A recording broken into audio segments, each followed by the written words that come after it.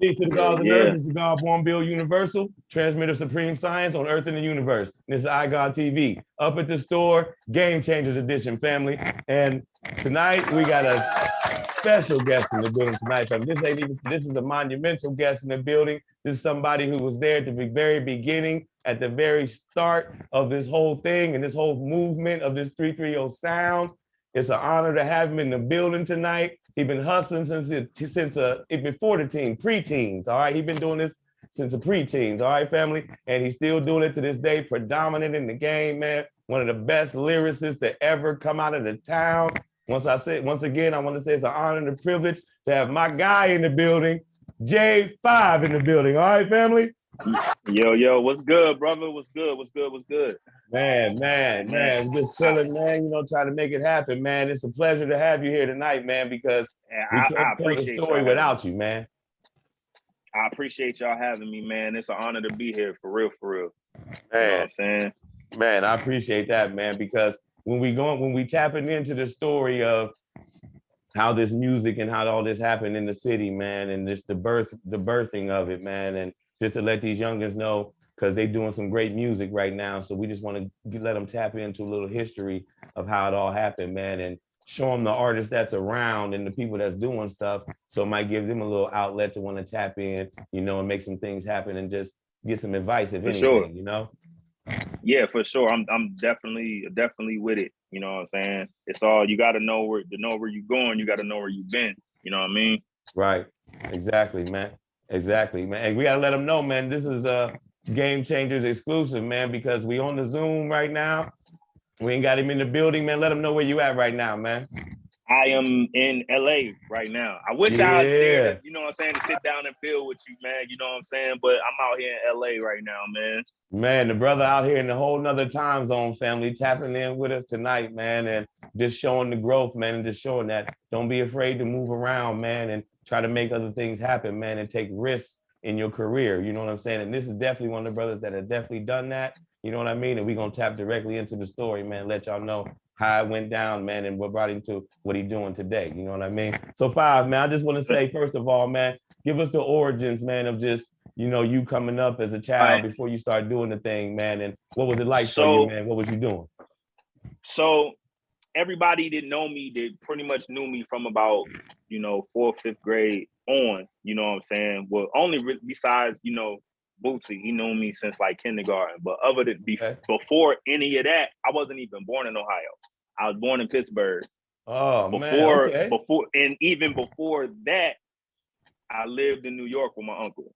So like as a kid growing up, every summer, every holiday, for the most part, any excuse to be back, I was back there. So that's where I kind of got my grounding from, more or less. And most people that know me knew I was raised by my grandparents. You know what I'm saying? Right. Facts. I always been in the music, liking to listen to music. But when I moved with my mother, I was like 9 or 10. Yeah. I moved to the West Side with my mom because something in me at that age was like, I want to live with my mom. Yeah. So, boom, end up moving to the West Side of the Dub. You know what I'm saying? I was on 3rd Street. Word, shout out to 3rd Street, man. West Side. Word. Not the quiet part of 3rd Street. I was on the side of 3rd Street, on the same side, by like Valley, the first by night. Valley. I was on that. It's that section of 3rd Street is between I forget the main street right now because it's been so long. The one that runs right across where Jimmy's store is at. Yeah. Then, Highland. Yeah, between Highland and that little first side street before you get down to Todd Avenue. I was in that section. Yeah. I know exactly what you're talking about. Yeah. The hot block. Like my first night, the first night, I remember this shit vividly. The first night I moved with my mom, it was a shootout on our street. It was bullet holes, like literally. When the next morning, when I had woke up, when I was bringing the trash cans back to it was bullet holes in the trash can. Like niggas was shooting my first night living on the West Side. It was a shootout on our street. Man, But that's crazy, man. And to think, man, like you were saying, man, in New York and moving around cold places, like as soon as you come to Ohio yeah, and you're in the town, man, it's like it turned up immediately. but for anybody that know me, they know I rep the town to the fullest. Like anywhere I go, that's where I tell you know what I'm saying. That's what it is. Even though my style, you know, it's a little bit of everything, but you know what I'm saying. I'm still from the town, and that's what I tell everybody. I rep that shit with pride. You feel me? Word, man, that's And a the fact, cool man. thing, it was kind of crazy because so like I thought it was gonna be really bad until I found out that my next door neighbor was basically my best friend. Like, so Oh man, you know what I'm saying? Zilla, yeah, Bootzilla, you know what I'm saying? Y'all know him, Kevin Gamble, Bootsy, right, yeah. you know Shout what out I'm to saying? Bootzilla, yeah, word. My best friend, we've known each other since, well, he's known me since I've been in kindergarten because he's older than me. You know what I'm saying? So he was like right. a grade, I think he's like a grade above me. So he was in first grade when I was in kindergarten. We was going to Roosevelt Elementary. Word. Shout out to And Roosevelt, man. Wow. that was like my best friend. And then when I moved with my mother, when I found out that he was literally my next door neighbor, like it was on. I was cool from that point. Right. You know what I'm You're like, saying? yeah, I'm good. Yeah. And Right. you know what I mean? So he always been like, he wasn't even like, he was in the DJing shit. We used to go over his house. He had to, man, like, you know, Miss Kim, you know, hooked him up because they wanted him. He was in the music and whatever he wanted, he was getting it. Like for the most part, he had the Technique 1200s with the mixer and he down there cutting break beats and shit. And I'm like, yo, this is dope. And At what then age? At what age is this? I was like 10. Boosie had to be like 11 or 12. And you mean to tell me he You know down what there I'm with the Techniques? With the Technique 1200s on some DJ Premier shit, like trying, like scratching and all of that shit. So a lot of niggas don't know. Everybody know him as Bootzilla and shit now, but back then his name was K Scratch. Oh man. You know what I'm saying? So okay. K stand for King Scratch. That was his name back then. Yo, you that's dig what I'm crazy. Saying? You know what I'm saying? So were you were you doing anything musically at the time, or were you just pretty much like a listener like the rest of us? I was just a regular ass kid listening to the music. You know what I'm saying? Yeah. And he asked if I wanted to be. He was like, "Man, I'm about to start a group. You want to be in the group?" It's my best friend. Fuck yeah. You know what I'm saying? I'm down. Like, right. Yeah, I'm down. Shit. You know what I mean? It's gonna get me out the house. I ain't gotta be. You know what I'm saying? Because you know back then we had strict ass parents. We really wasn't allowed to do shit. Right. You know what I'm saying? So my mom was cool with his mom because they were next door neighbors, and you know what I'm saying. So it was like a way I could get out the house. Like you know what I'm saying? Even though it was just right next door, but yeah. So we get to doing like, and so like obviously I'm on my mom's kids. I'm the oldest of the three. Yeah. Okay. My brother, my younger brother. You know what I'm saying? He was, you know, we moved with our mother at the same time. Okay. So obviously, whatever, you know, yeah, you can go, but you gotta take your brother with you. So whatever you doing, he doing. Right. So with me, you know what I'm saying, K Scratch, you know what I'm saying. My brother, his name at the time was Mercury. He go by Dice now. So what was it back then? Mercury, like that's Mercury, fire. But you know what I'm saying, it was Mercury. And then K, you know what I'm saying, Zilla's homeboy from back then, Brian Price. You know what I'm saying? He just used his initials. You know, that's actually one of my day ones, man. That was like one of the first people I knew coming up, man, back in kindergarten type shit, man. Shout out to Brian Price. He couldn't really think of a name, so he just used his initials, which was BLP. You know what I'm saying? Yeah, that's dope. That's dope. So boom, we got this group, and it's us four, and we started this group, you know what I'm saying, called EOZ, but it was actually 5 of us at first. So it was us 4 and TC Jordan. A lot of niggas don't know that shit. So it was TC Jordan. So it was us 5. So it was 5 of us. Me, Kev, my brother Brian, and TC. Boom. So we EOZ. Yeah. And what did that stand for? What's that stand for the people who don't know? So this is the thing. A lot of people thought EOZ stood for something. EOZ was just the name. The name of the song that we put out was called Extraordinary Zone, which everybody thought that's what EOZ stood for, but it Right. doesn't. Yeah. Clear that And they up got for it. us, man. Clear that up for us real Yeah, quick. so even in the newspaper clipping, they're like EOZ, which stands for, and it doesn't stand for that. EOZ was just a name. That's You know where what I I'm got saying? it from. I remember the actual clipping. Extraordinary Zone. Right. Right. And it was a misprint, but EOZ, it was just the name. Extraordinary Zone was the name of the record that we put out, the first single that we did. You know what I'm saying? So, but even before we got to the part, or when we, in the paper had the record and everything, yeah, we kind of went through a little bit of turmoil, because obviously Kev got all the equipment. We rapping over break beats, right. Miss Kim, she had the plug with the she was cool with Mr. Maurice Moore, Shout who out to was Maurice instrumental Moore, in our thing when we first came. And that was like the studio. And I guess from my recollection, what was happening back then, TC Jordan, his mom wanted him to be like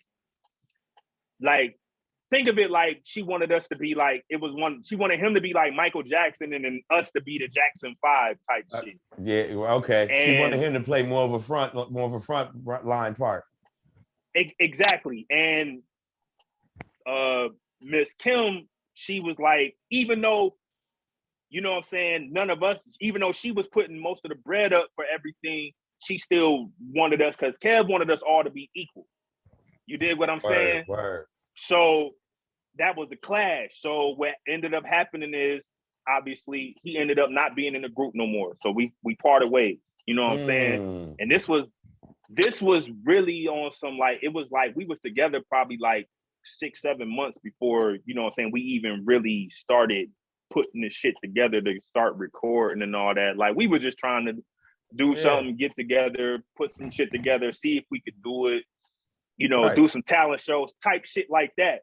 Yeah. But, the whole plan from the jump, you know what I'm saying, from Kev and Miss Kim, it was like, we was, Chris Cross was just, getting popping, and Another Bad Creation was out, and it was like, we could do this. And you know what I'm saying? Right. So that was the thing. Like, that was the thing, right? That was the wave, kind of. So it was like, it was 4 of us, it was never nothing like that with a bunch of, cats actually like rapping, not singing. It was just all rap. We okay, Kev so y'all didn't have the the melody part involved. It was just straight bars and break beats. Like, it wasn't no singing. We wasn't singing at all. We was rapping, like rapping. You know what I'm saying? Yeah. And like, just, to put it all the way clear, the very, very first song that we did, that we did on the tape, yeah, Kev wrote the whole song. Wow, man. Like, you know what I'm saying? We 10, 11. Like, we 10, 11. Like, Kev was the oldest out of all of us. You know what I'm saying? Mm-hmm. So, I mean, we don't really know structure, and we don't know none of that shit, but he had it at an early age, man. Like, he really had that shit at an early age. You know what I'm saying? Man. And shout out to them, man, for sure. Yeah, that's my dog, man. That's my dog. I love that nigga to life, man. But yeah, like, he had it at an early age, like, you know what I'm saying, song structure, the whole 9. So like, the way the original Extraordinary Zone, not the shit that everybody heard on the tape. Yeah. The shit before we got to Maurice, like I said, we was break beats. Like, you know what I'm saying? He was cutting shit on the records, and you know what I mean? Yeah. And the way it went, each of us had like a different beat, but the way he was blending the shit was crazy. So every time somebody verse came up, they had a different beat to rap on. You know what I'm saying? Man, that's fire. It was fire. I wish, like, on some real shit, I wish we had that shit on tape, because we don't, but it's fire. Like, the way that was going. Yeah. And then fast forward, you know what I'm saying? It's me, Kev, my brother, and Brian. Yeah. All right, boom. So now they're, they take us to Mr. Maurice Moore. Mm-hmm. You know what I'm saying? He had the studio, you know what I'm saying? First studio I ever been in, you know what I'm saying? Word. I mean, it was super legit too. Like, and it was at his house. Like, it was like, you know what I'm saying, at his crib. It was, but he had the whole everything, the whole recording joint, like the whole basement of his crib was a studio. Man, like, okay. Like he had it, it was like legit. Like for me being like 10, 11, it was like, you know what I'm saying? That shit was fire. Yeah, that's what I was So, gonna ask you, man. That's what I was gonna ask you real quick, man. Like, how was you feeling at the time with all this, man? Because it kind of like you weren't really necessarily looking to be an artist, but it's like you linked up with the homie, man, and he had some things going on.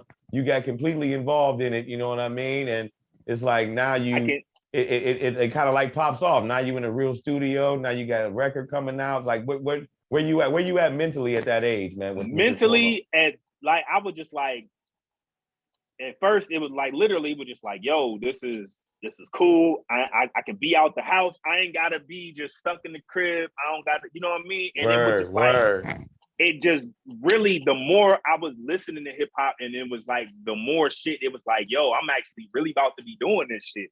You know what I'm saying? It was like, but like I didn't have the grasp of it. But you know, Kev, Miss Kim, they seen something in us early. Like, you know what I'm saying? Right. And the fact that it was like, the way analogy I can use it, he was like on some LeBron James shit. He wanted to do it with all his homies. You know what I'm saying? Like, you know, like when LeBron was in Akron, like when he was going to high school, like they did the whole shit with all his four friends from, kept the guys with him. Yeah, yeah. And that's how Kev wanted to do it. You know what I'm saying? Yeah. So like, and it wasn't even like we just went to Maurice and he was like, cool, we gonna do it. It was like we had to perform our record for him. Oh like, man, it was so you pretty much had to audition for him right there. Yeah, before he even decided he was gonna, you know, rock with it or not. Like we like literally, I remember we had the audition. It was like an audition. Like Kev brought the, you know, he had the turntables and shit. Like we had to bring that shit in, bring the records in. We had to set it all up. And he, you know what I'm saying, he's doing this thing and he's playing the shit and we doing our thing, like boom. And then he was feeling it. And then he was like, we can do this, but the only thing is, you know, the sampling. We was rapping all the other people's shit. Right. So he was like, I'll produce you guys. And that's how we got to what we, you know what I'm saying, what everybody know, the tape that came out and everything. That's how we got, you know, the old enough to remember. Yeah. And I'm gonna be honest with you. Like from, you know, doing the break beats and like hip hop like we see on TV to the joint that he produced, I ain't gonna lie, I was like 10 and I hated that shit. But like I hated it, bro. I hated it, but it was like he was trying, like at an early age, it taught me something that actually, it just, you know what I'm saying, it like caught up with me later on. Yeah. But he was trying, because, you know, at that time when we was young, when hip hop was just coming in, people way older than us, like people in their 30s and 40s, you know what I'm saying, 50s, they weren't trying to hear hip hop. They ain't like it. Mm-hmm. They just thought it was noise. Mm-hmm. He produced us, so not only people that was our age, like let's say between 10 and 25 would listen, but for the people that was 30, 35, 40, because they had a beat that they could actually grasp, like the whole concept. So it taught me to, you know what I'm saying, you got to be able to bring it to a medium. Like you got to be able to, you can't be so new that you alienate a certain people, but you can't be so old that you alienate the people that you coming up with. You know what I'm saying? It taught me that shit at an early age. Word, man. That's great advice, man, for real, because that's real, man. And that's crazy, you know, that he put it into that. Like he gave y'all an original joint, and at the same time, he made it to where it could touch a bunch of different platforms, man. You know, that's wild. At 11, I didn't understand it. It was like this jazzy kind of blues type of beat, and I hated that shit. Like, but you know what I'm saying? Me being my age now, it's like, yo, this is what he was doing. Like, you know what I'm saying? Word. And like I said, man, shout out to Kev. Like the whole first record, Kev wrote the whole shit. But from that one record, you know what I'm saying, it came out 1992. You know what I'm saying? That? Y'all hear that? Tell them again, 5. 1992. Came out 1992. All right. So when we tracing it back and we talking about the first joints and when these albums first dropped and who first dropped, we seeing it right here, family. 1992 is when we seeing the first. I got the, hold on. I even flip the screen around. I'm going to show you. Yeah, we got the receipts tonight too, family. Let's check it out. Let's check it out, man. Show what we're talking about, 5. Let me flip this screen around right quick. So boom, original tape. Man, y'all see that? You know what I'm saying? Original tape. Let's go on the jacket. You see Man, what that that's jacket say right legendary. there? You see? Let me see if we can get. I don't know if we can get a good focus, but Yeah, but y'all see it, family. Yeah, you see it right there, family. All right. The 19. You very see it, first tape 1992. in the town. Go ahead. What is it? Hip hop, 1992. You know what I'm saying? Man, look at that. Original right there, family. I told y'all how we rocking on this platform, family. We coming with it. The game changers. All right. We ain't just saying that. This is real deal. All right. We definitely got a super super crazy game changer in the building right here tonight, family. All right. So, and it definitely gets a lot more in depth, man. So we want to fast forward just a little bit, man. You know what I mean? But first, right before we do that, man, I just want to say, so you get the tape out, man, and the tape comes out, man, and just how you feeling at the time, man, and then like what couple things, avenues and things opened up for you from that tape, man, because we got to talk about the news article and with you guys on the newspaper and everything, man. All right, so boom. We get the tape. It's about to come out. We super hype about it. Word. You know what I'm saying? Even though, like I said, when I first heard the joint, I hated it. But a lot of people don't know it was we did a remix to, like, he produced a remix that was more like what we like. You know what I'm saying? Okay. It never got a chance to come out, but we were performing it though.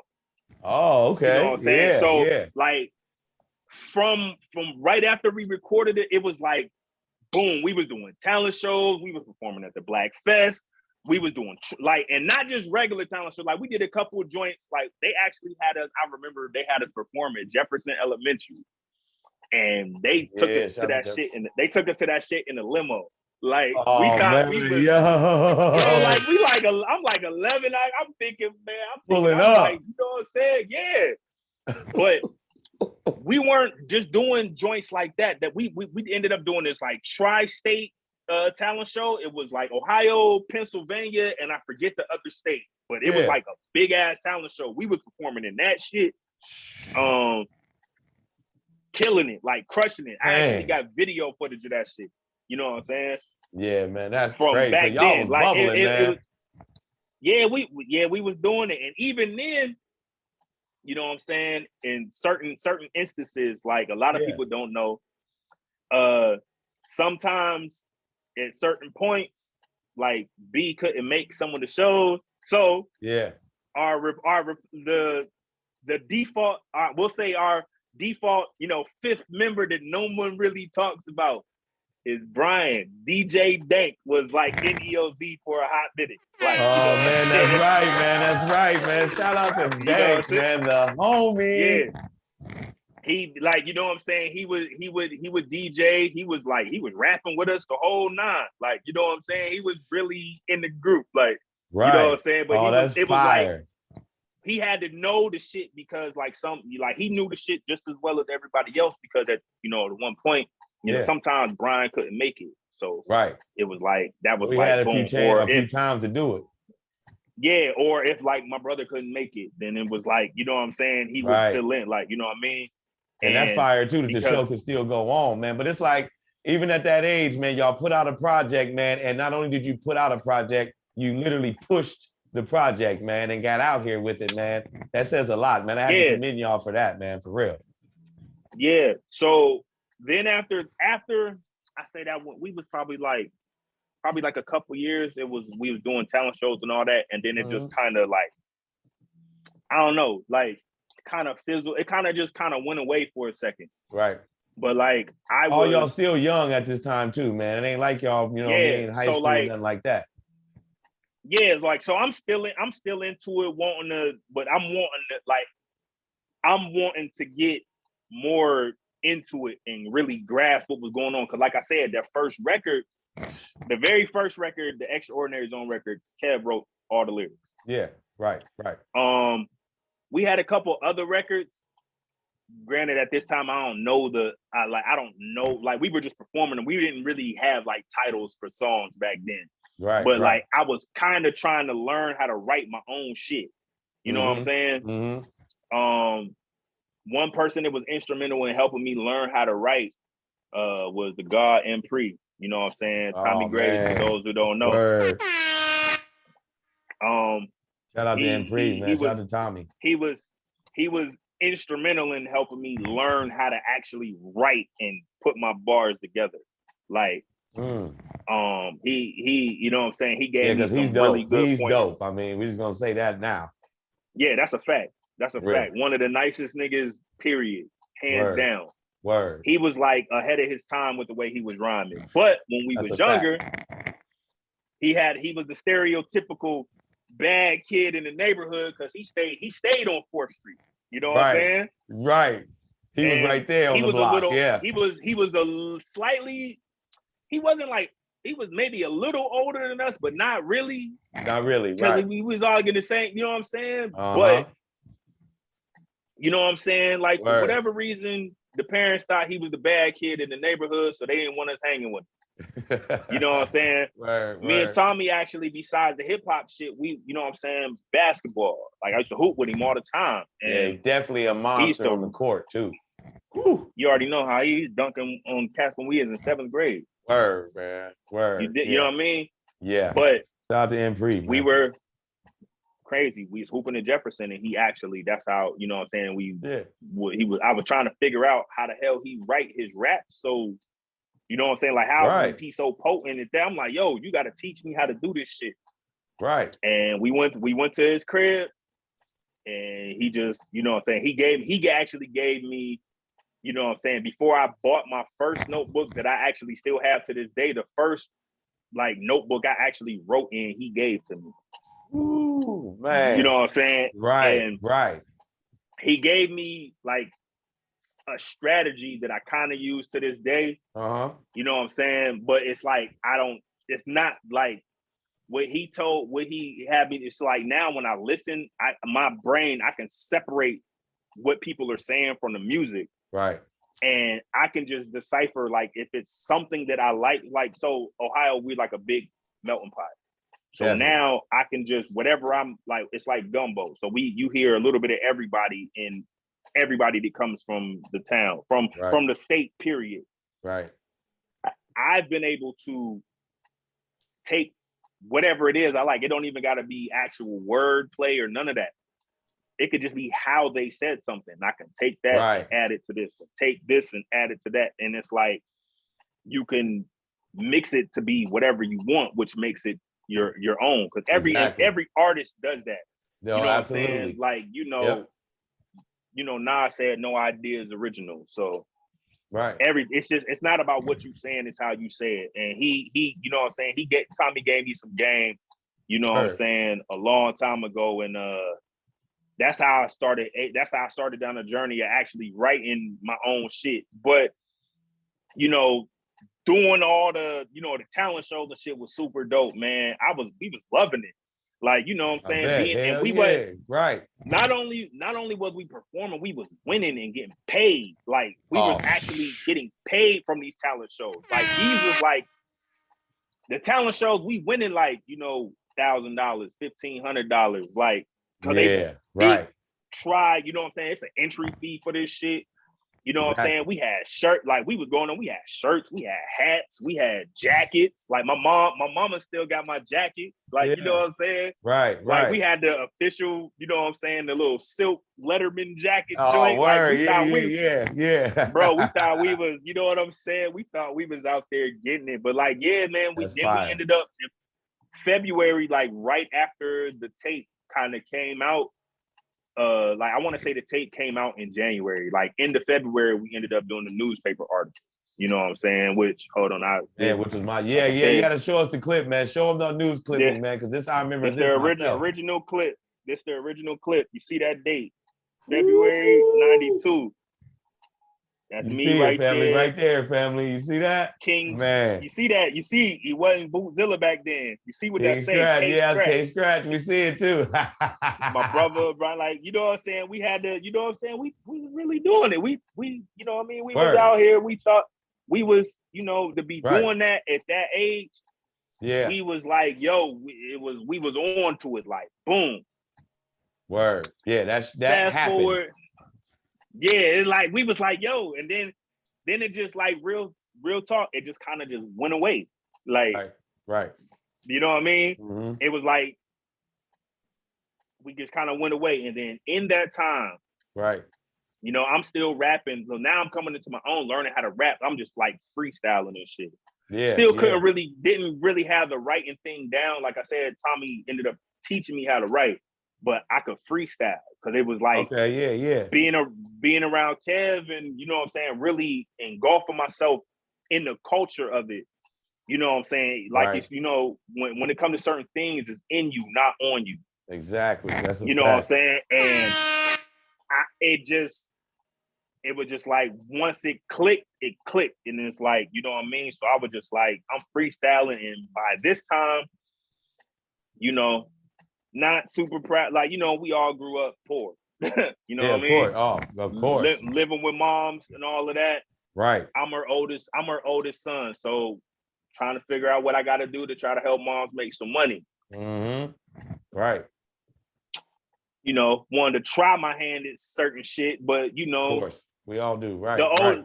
We had OGs in the hood back then and was like, yo, nah. Like, you know what I'm saying? But got a different time. Me rapping got, you know, caught the ear of some of the OGs that was older, that was really like trying to do the music shit. Yeah.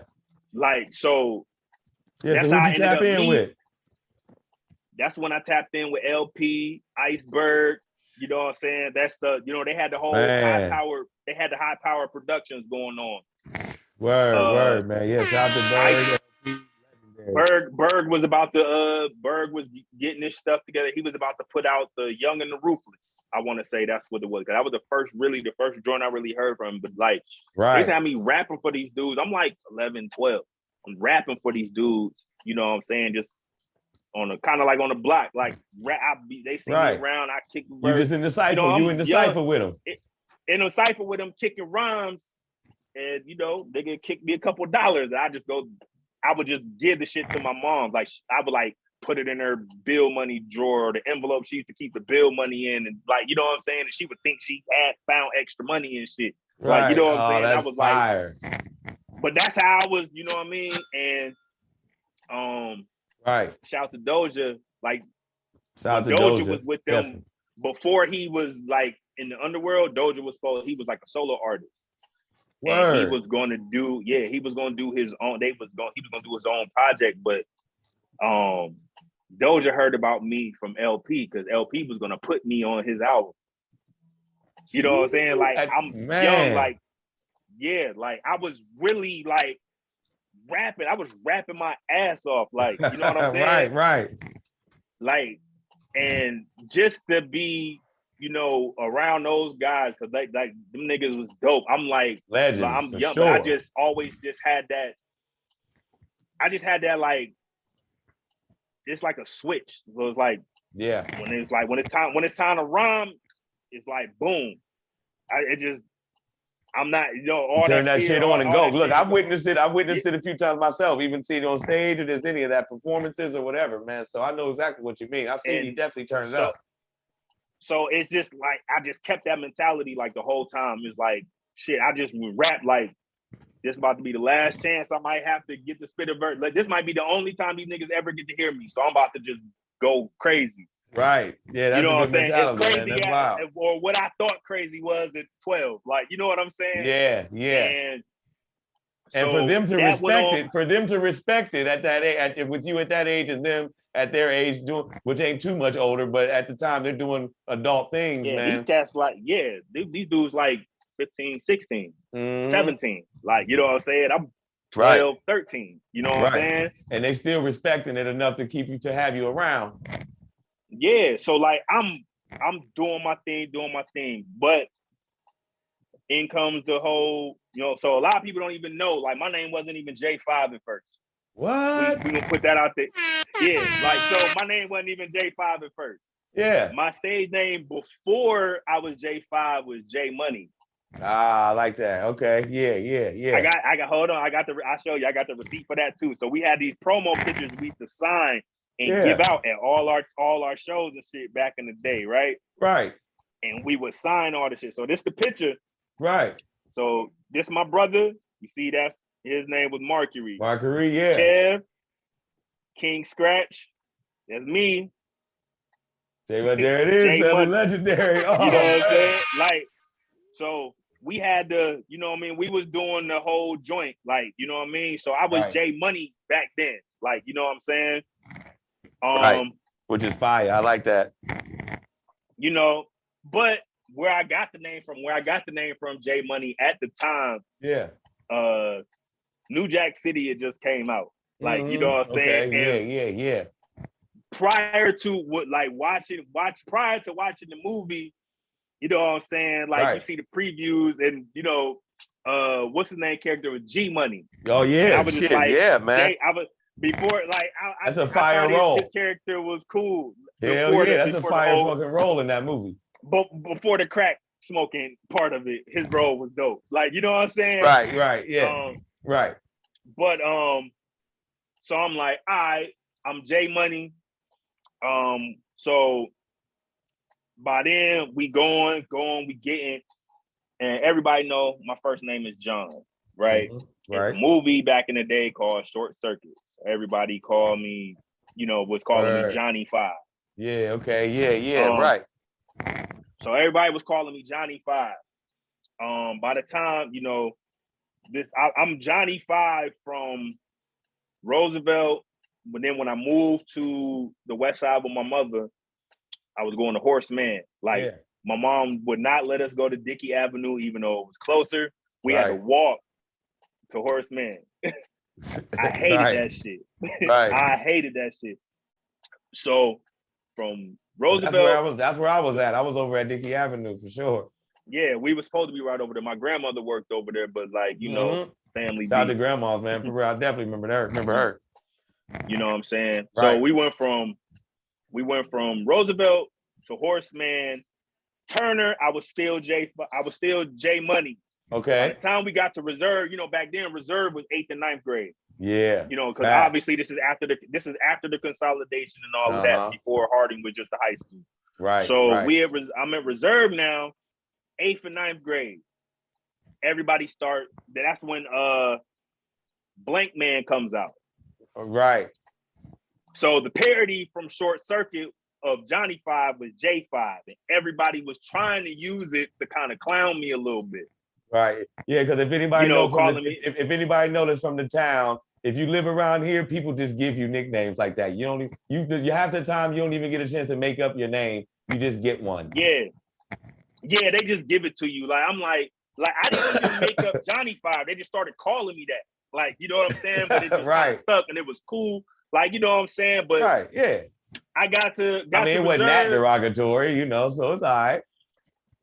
But when you couple that with, so people that remembered EOZ, they was like, oh, it was corny. Like, it was corny. Y'all came to Jefferson in the limo, so it was like, you know. Oh, so there's hate. That sounds like a lot of hate. Yeah, that was some hate right there. But they've never seen nobody pull up like that. Know, Reserve, you like 13, 14 now. Yeah, we're a little older, it's right? Like you starting to get you trying to, at this point now, you get your kind of your social status, like your social status, i.e. street cred, if you will. Yeah, we're hand in hand. You know what I'm saying? Right. I was known for rapping, but it was the only thing people knew was EOZ, besides the cats that wasn't even at our school. Like, you know what I'm saying? LP and them was in high school. Like, when they, you know what I'm saying, when they knew about me, you know what I'm saying? So they can't tell nobody at Reserve that I'm nice. Like, they just, only people that grew up with us, other than EOZ, all that shit was corny. Yeah, that shit corny as hell. You know what I'm saying? So that kind of, I ain't gonna hold you. It kind of, you know, as a 13, 14-year-old, it fuck with your self-esteem. So like, I would be, by this time, I'm learning how to rap and writing my own raps. I'm writing in the notebook or whatever I can get my hands on, but I would never rap for nobody. You know what I'm saying? Okay, yeah. So you was pretty much keeping the lyrics to yourself, because you was like, man, I had my taste of it. They don't even realize that you really actually had a real taste of the industry. You know what I mean? And just them just not knowing what the shit was really about. You know what I mean? And it wasn't no reason to even give it to them. Exactly. So it was just like, I would keep it to myself. And the crazy thing is, like, for a lot of these new dudes now, they go to the studio, they go to Nexus, which I helped build. AT will tell you. You know what I'm saying? Right. The crazy shit about that is, like, how you be in the studio now, and you fuck up and you be like, yo, punch me in. Yeah. Nah. Oh man. Ain't right. no punch. It wasn't no punching. We was recording like this the first time I ever not, and this was like it was like really a dope experience for me. So we was recording on the for real. Like you ever watch Fade to Black and you see him in the room with the two big ass reels, the real shit. Right. We was recording on that type of shit. Like recording on the reel to reel. Yeah. So you having to pretty much one take everything. Yeah, like there's no punch in, and if you mess up, we'll just rewind it back a little and do that part. Like, no, if you fuck up, you gotta do the whole song over. The whole you see song. What I'm saying? Y'all hear that, youngins? Do the whole record over. You know what I'm saying? So it's like if you don't know your verse, it's gonna be a long night. and you know what I'm saying? And it's time is money. You feel what I'm saying? That's right. Because you would be like, I think our when we was recording the first one, I lost my voice because Brian went first, I rapped second. Yeah.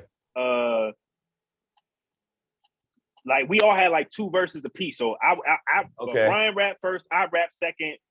Kev went third, I believe, and then my brother was last on the fourth one, but on the first verse, and then it kind of switched around. Okay, like, right, I get it. It was kind of, but the crazy shit is, we would get like at first, like we'd get to my brother's first verse, and he would like kind of not say the word right. Yeah. Or not say a word right. And Maurice would be like, nope, do it over. And we got to start all over. Man, working like, in you there. know what I'm saying? Then we would get to like, you know what I'm saying? I think my first time I messed up on the second verse.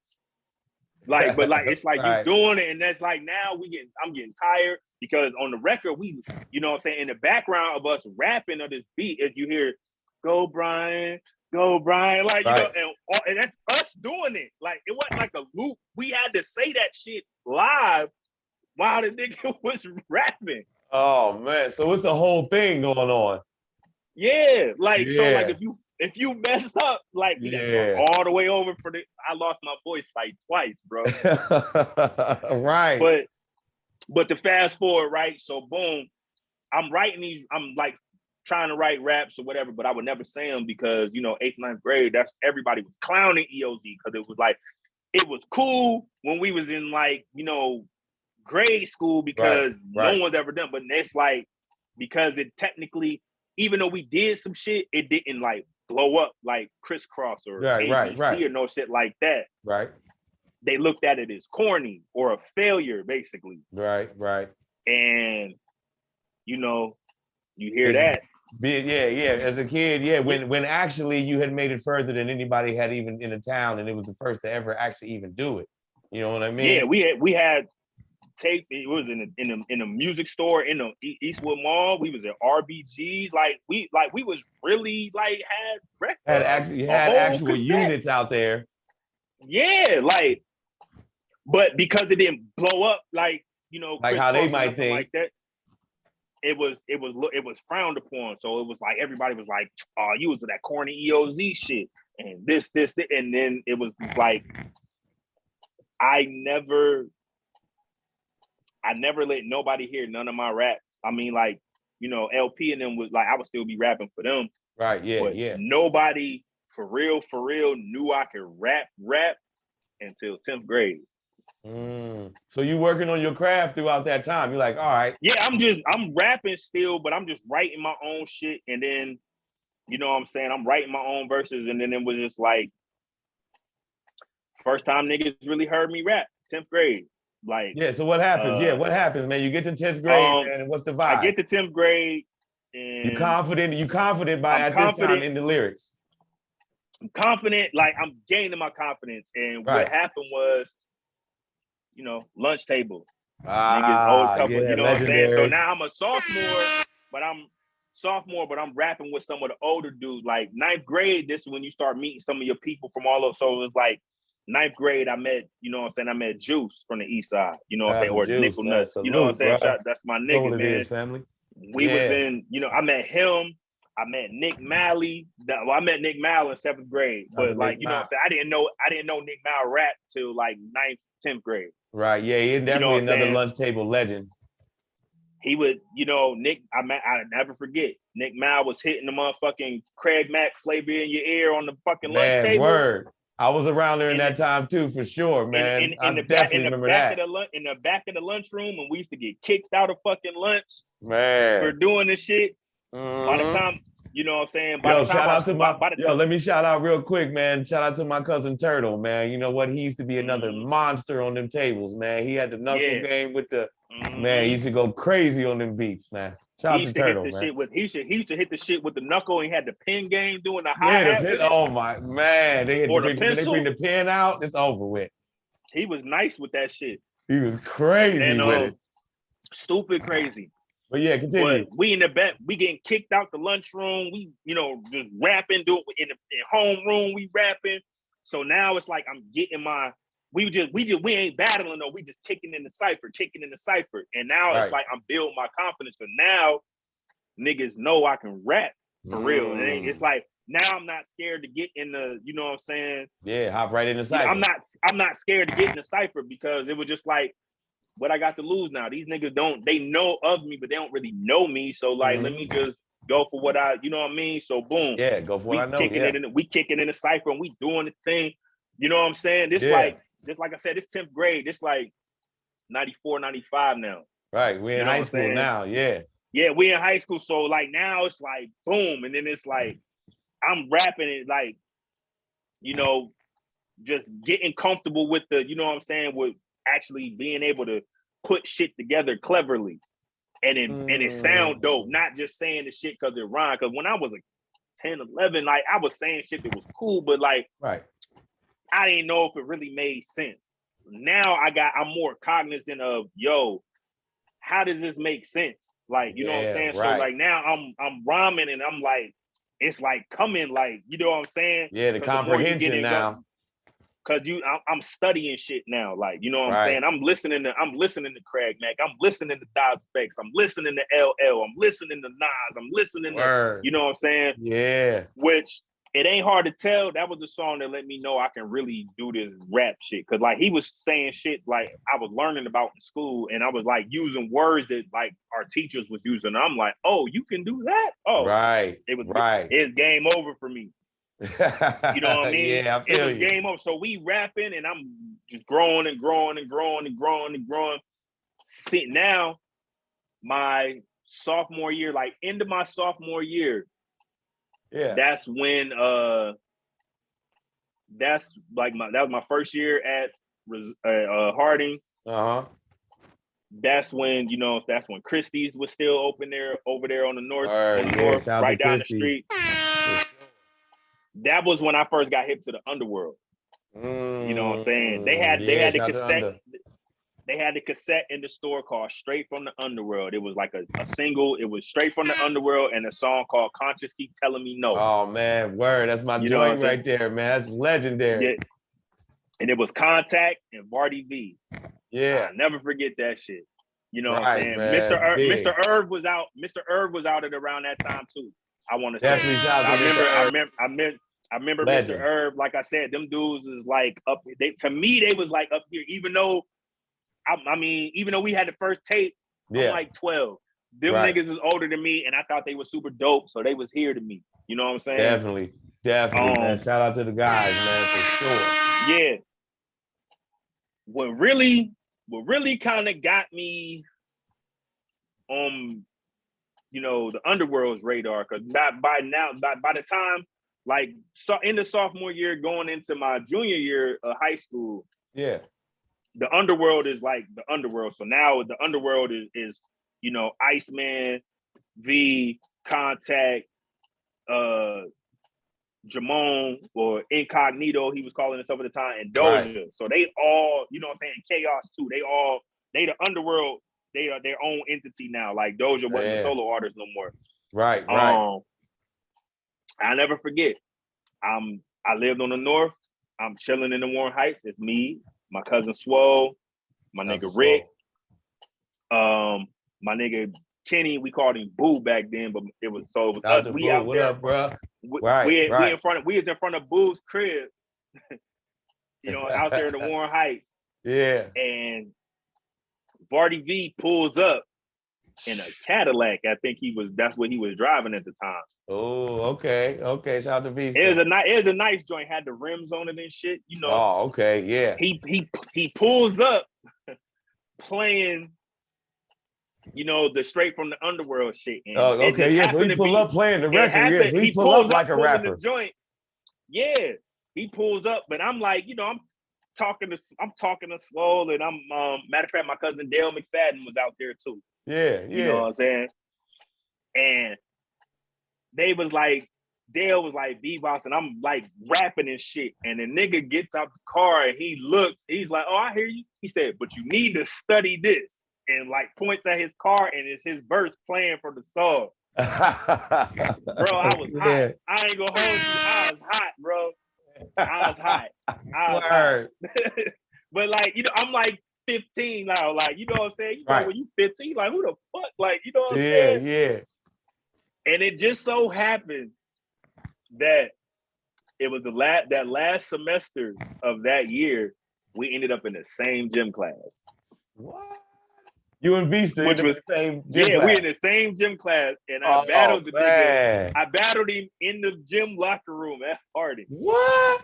You got your chance to be like, all right, now let me show you that. I studied before gym class. Like, we had the same gym class, bro. Yeah, bro.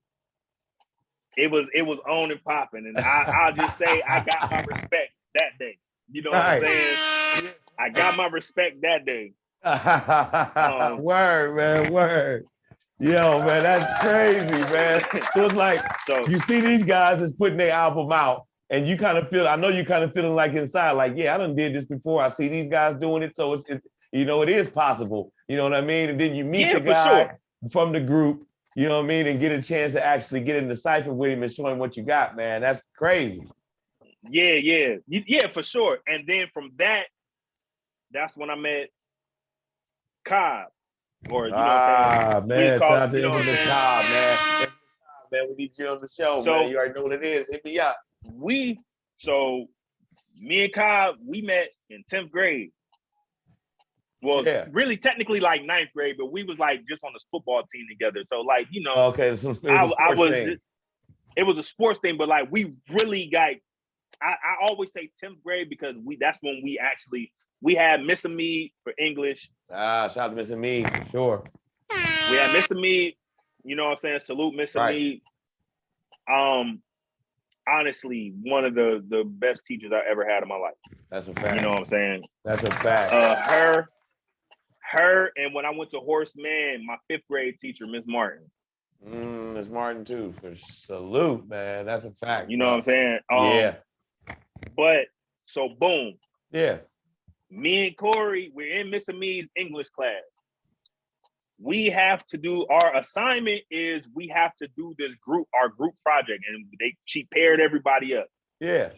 Our group project was, we had to do Miss Maya Angelou's poem and Still I Rise, but we had to present it we had to like read the poem. Yeah. Like we had to recite the poem. Right. So, okay. Yeah. Legendary poem too, for sure. Yeah. So what we did was we didn't just recite the poem. Everybody was just reciting the poem. Me and Cobb turned it into a song. Like we didn't change none of the words, but we made it like a song. Like we was rapping it back and forth to each other. Like the way we did it, it was dope as hell. Cobb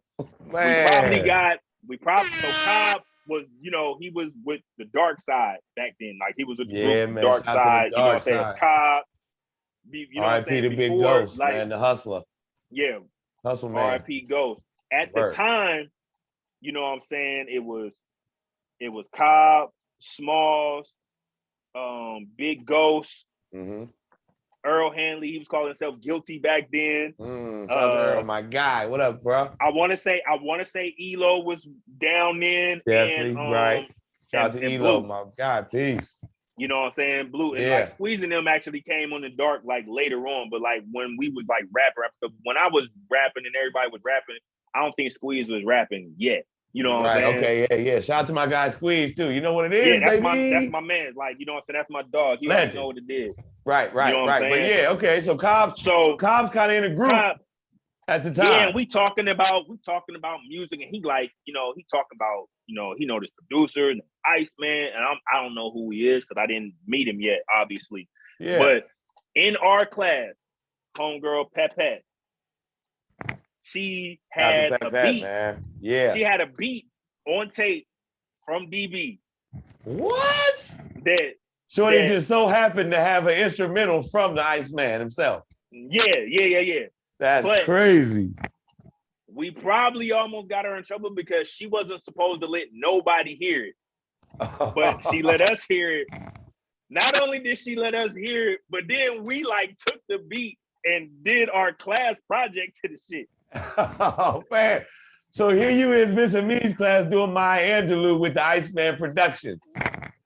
Yeah, me and Kyle. Fire, and man. Loved, that's fire. Like, they love that shit so much. They love that shit so much that like after we had graduated, after they had got WSCN cracking, she had us come back just to record that for WSCN, like us doing the. Had you come back and record the shit? Yeah, because when we did it in class, we just like blew her away. Like Miss Hamid had never seen nothing like that. Right. She's expecting y'all to come up and do the poem. Y'all just blow her away. Yeah, we did like a whole, you know, we was doing a whole nother thing. Like we were so creative back then. We was like in a whole nother zone. Right.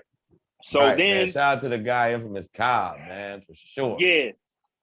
Fast forward, senior year in high school, me and Cobb find out that we related. So this whole time you don't even know it. Y'all are collaborating, y'all doing things. You don't even know that there's actually a real blood link. Yeah. Like, so my junior year is when I ended up, you know, I'm like super solo artist doing my own shit. And this is when I started making my own tapes of myself rapping, writing my own songs and shit. So what I was doing, I was rapping on the karaoke machine. Right? Yeah. Y'all hear that, youngins? Yeah.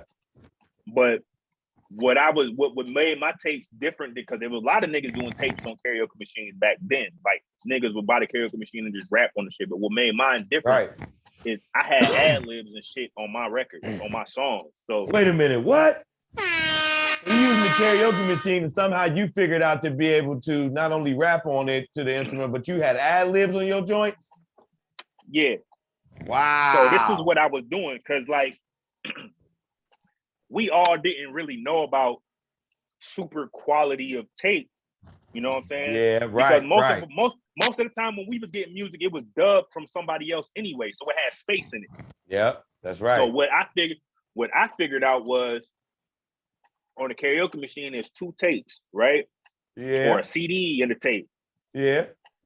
Or two tapes in a CD, however it was. But the one I had was just two tapes. So what I did was you put your instrumental tape on the one side and you have your blank tape for the record. I would record that tape, do the whole record, everything that I was going to do. Then I would take the tape that I just recorded, put that in the side where I would have the instrumental, and then get a new blank tape and record and do my ad libs. So my shit was sounding like I was in the studio. Yeah, right. Because I never forget, we was over at Cobb's house. He stayed on Idlewild at the time. And it was me and Cobb and Menace, rest in peace, my nigga Menace. And Ghost was there. And Ghost was there. We all in the grind. They was asking me, and Ghost and Cobb was asking me how I was getting, like, back then we wasn't saying ad libs. We were like, how you get the double voice and how you get the, like, you know what I'm saying? Right. Yeah, because you actually got tracks on here. Yeah, exactly. You know what I'm saying? So they was trying to figure out how I was doing it. Yeah. And that's where that's when I told him. Yeah. And right. I got from that night that I was over there doing that. Yeah. And explaining it, then we were just like bullshitting, rapping. Like I said, this like we like juniors or seniors in high school. We over Cobb's house, and I'm telling them how I did this shit. Right. I got a freestyle of Ghost rapping from that day. I still have it on tape to this day. Big, man. For real. Rest in power to the man Ghost, man. Hustle, man. Definitely a legend in the town, man. It's so crazy that I still got that. Like, I couldn't believe it. That is, man. That's legendary right there, man. But you know what? I like that. But that's one thing I do like about you, man. You know what I mean? You keep it, you know, all the accolades and all the things that you've accomplished through the time, man. You kept them dear, and you know what I mean? And kept them close to you, man, to keep driving you, you know what I mean, forward to where you're going, man. That's dope. Yeah, Cobb, last time I talked to Cobb, he was telling me like, or even in Doja too, that it was like when they would be talking music, they would ask about me, which is just crazy to me because like Ghost was one of them niggas, man. He was one of them ones with the bars, man. Definitely, man. Definitely a credible dude, man, and all that, man. Kind-hearted, man. Always was kind to me, man. Never had any issues. For sure. Definitely salute to him, for man. Sure. Look, so you don't necessarily join the dark. You're doing music with Cobb. You don't necessarily join the dark. You know what I mean? You're doing your own thing. So when do you start saying, all right, you know what? I'm ready to work on an album. I'm ready to put something out under the J5 brand, and I'm ready to run with it. So it didn't even start like that. I was just a solo artist. I was just making little mixtapes, getting them around the school. Cobb, in between this time, two of my homeboys, you know what I'm saying, one of my best friends, but they're both, these niggas my brothers now, but at the time they was like two of my really good friends. Yeah. My nigga Chill, Tim Kaysen. Shout out to Chill, what up, bro? And Vinny Allen, y'all know him as Lil Shady. Word, yeah, y'all definitely know Lil Shady for sure. So I was delivering newspapers at the time. Okay, I'm on my route. I'm delivering on the north. So I'm Shady is over Timmy house because they cousins.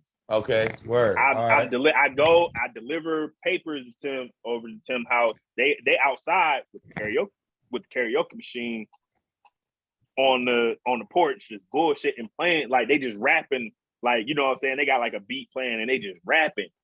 And I'm like, man, y'all know you could make like actual takes. So I played the niggas one of my takes. They're like, yo, how you do that shit? I'm like, on the karaoke shit. So I'm showing the niggas. Right. And we get to rapping. And man, Big Tim's dad, like he seen it in us early. He was like, y'all got something. Y'all need to keep doing this shit, right? Oh man, yeah. You know what I mean? And that's one thing, like, you know what I mean? And like Vinny, and he'll probably tell you this. This nigga did not want to rap when we first started rapping. Word, no doubt. Yeah, we sat down with him. He definitely said that for sure. He ain't want to rap for shit. I made this nigga rap. Like, I made him rap. Like, I used to get this nigga all the time. Like, bro, man, you dope. You got it. Like, and I was just like the battery in this nigga back. Like, nigga, you got to do this shit, nigga.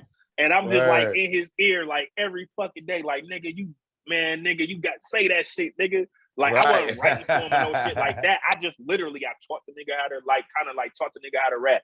Yeah, like, that's fire, he would man. freestyle, but it was like, it wasn't like I was writing for him and no shit like that, like how Kev started me, you know what I'm saying? But it was more like to the sense of like kind of with you and Impre.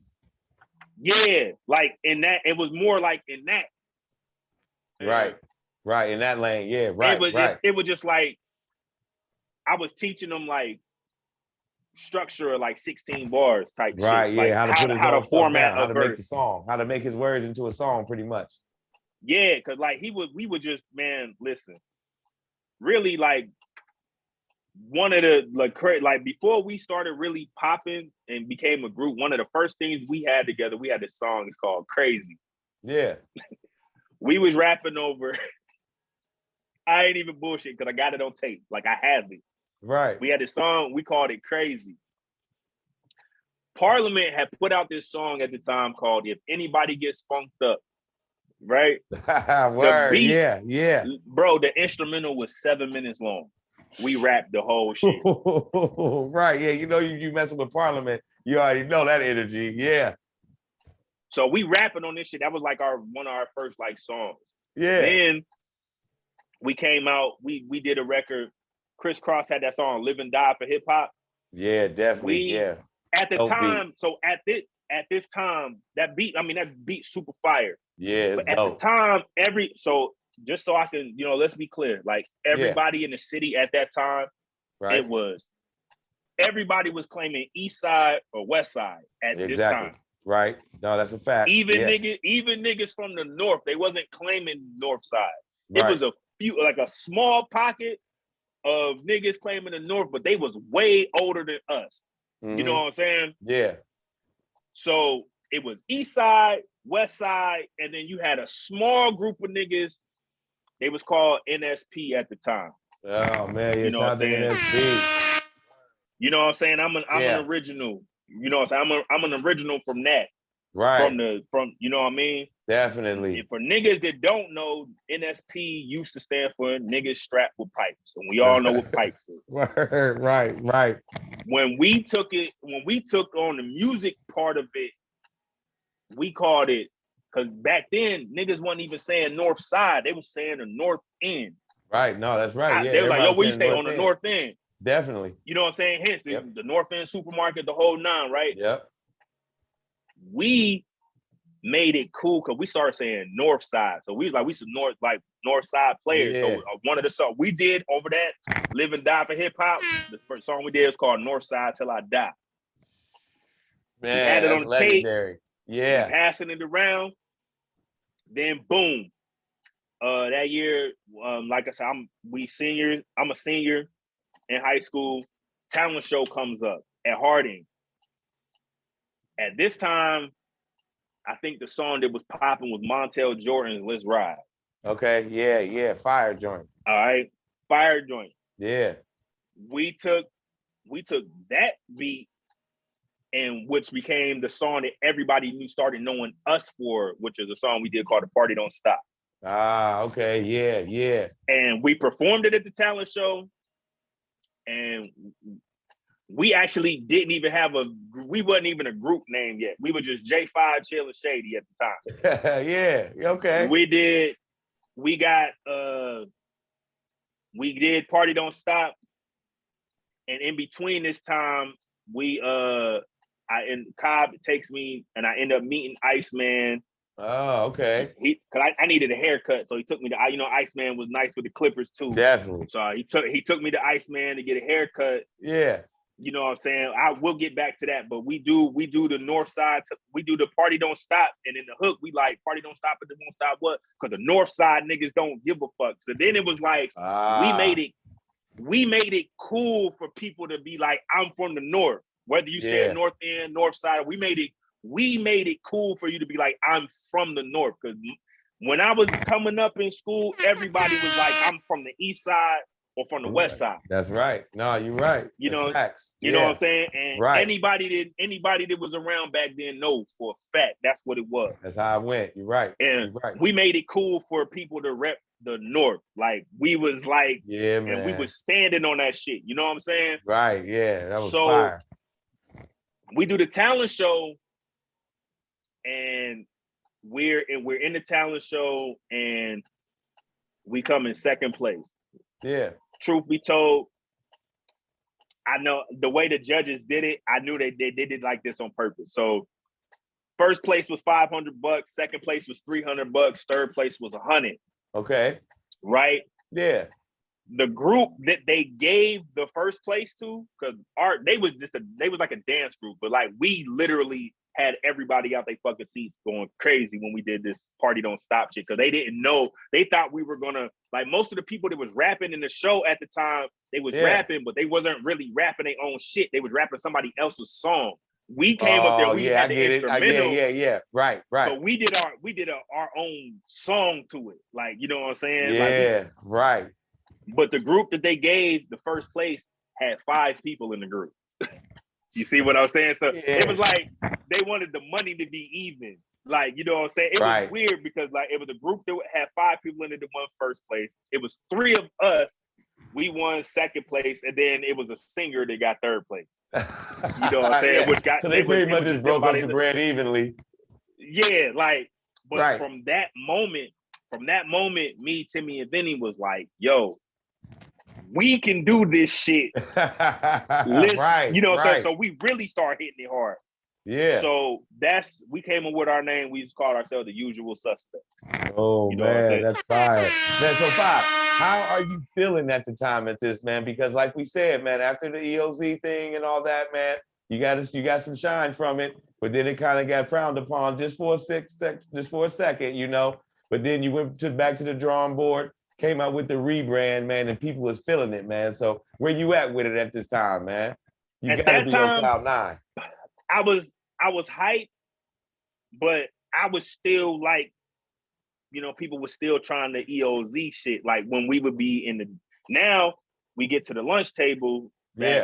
That now this time we ain't getting kicked out of lunch. They just gave us a whole table. As long as y'all stay at this table, y'all cool. Right. And it was like that for all 3 lunch periods. So not only did it make it cool to be from the north, also had set the tone for now. All right, look, now we all got a spot where the creators can do their thing at. Exactly. Yeah, that's fire. So we get that. Because I remember, man, we used to get in-school suspension for rapping in lunch, like, because they did not want to hear that shit. But they were just like, they liked it so much. They was like, y'all gonna just keep doing it? All right. Well, if y'all gotta stay at this table in the back. Like, you know what I'm saying? Right. Keep it over here, you know though. Yeah. Right. Yeah, and they let us rock out, man. That's dope, man. That's dope, man. So the Usual Suspects, man, is on the scene, man. So y'all drop this. So the party don't stop, man. Where do you go? We did the party don't stop. We like boom. When I started getting my name up, though, it was in the lunchroom. Yeah. First, like legit, like first battle at school. Cause I wasn't battling niggas up until. You know what I'm saying? Niggas we were just rapping in the cypher. It was just we wasn't regular battling. ciphers at first. First, I ain't even gonna hold you. And this shit is crazy because it's crazy that we've been like low-key intertwined in this shit. The first nigga I battled at Harding was Murder One. First nigga. Okay, yeah. But he wasn't called Murder. He wasn't called Murder One back then. Oh. He was called T Murder. Okay. I can see the evolution. That was I battled him. I was a senior. He was a sophomore.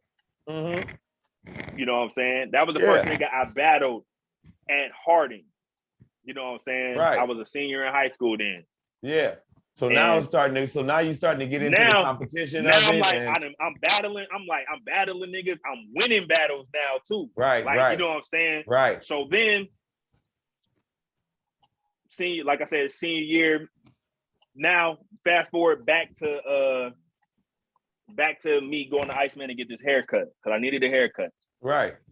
Cobb takes me over to Iceman. Cobb is telling Iceman because he already knows Cobb because Cobb is with the Dark, and the Dark they be getting beats from DB and all of that because they already had that plug. Right. You know what I'm saying? Mm-hmm. Cobb is telling him I can rap. And he like, yo, he dope. Yeah. And at the time, me and Cobb, now we kicking it and we over each other's house and we writing raps to beats and recording them and shit. So at the time, Bone had this song called Body Rock. Ah, yeah, legendary, man. Shout out to Bone. We had this instrument, we get the instrumental and we doing a song to it called If You Real Enough. And I spit my verse for that record, for that joint to Iceman. And Iceman was like, oh, you dope. I was like, he's like, oh, you rap. Like, it was like one of them type of moments. Like, oh, you rap for real. You ain't playing with it. Right. So then from there, I meet, you know what I'm saying? Then we go, you know, back then we dabbling, we smoking our little weed and whatever the fuck we doing. Right. We go to Doja house. And you already kind of got a rapport with him. I never met Doja until this is when I met, but Doja knew of me from LP. From then, telling him like, yo, I got this young dude, you know what I'm saying? Right. And it was later that when I'm telling him, because I'm like, He was like, your name, because Doja was all, he's like, your name wasn't J5 back then. Like when I first met you, it was J5, but when he heard of me, I was J Money. J Money, right. You know what I'm saying? Right. You know what I'm saying? And when I was telling him about the EOZ, he was like, oh, you the little dude that, like, you know what I'm saying? The LP. He was like, man, you was a, like, because LP used to have the shit, like, you know, planned out. He would have the shit written out. He's telling him all the time, like, yo, got the young boy, you about to be on the joint. Like, I was right, yeah. Project. For sure. Shout out to LP. He definitely didn't play no games. He was definitely one of the first industry ready moguls we had around here. Yeah, for sure.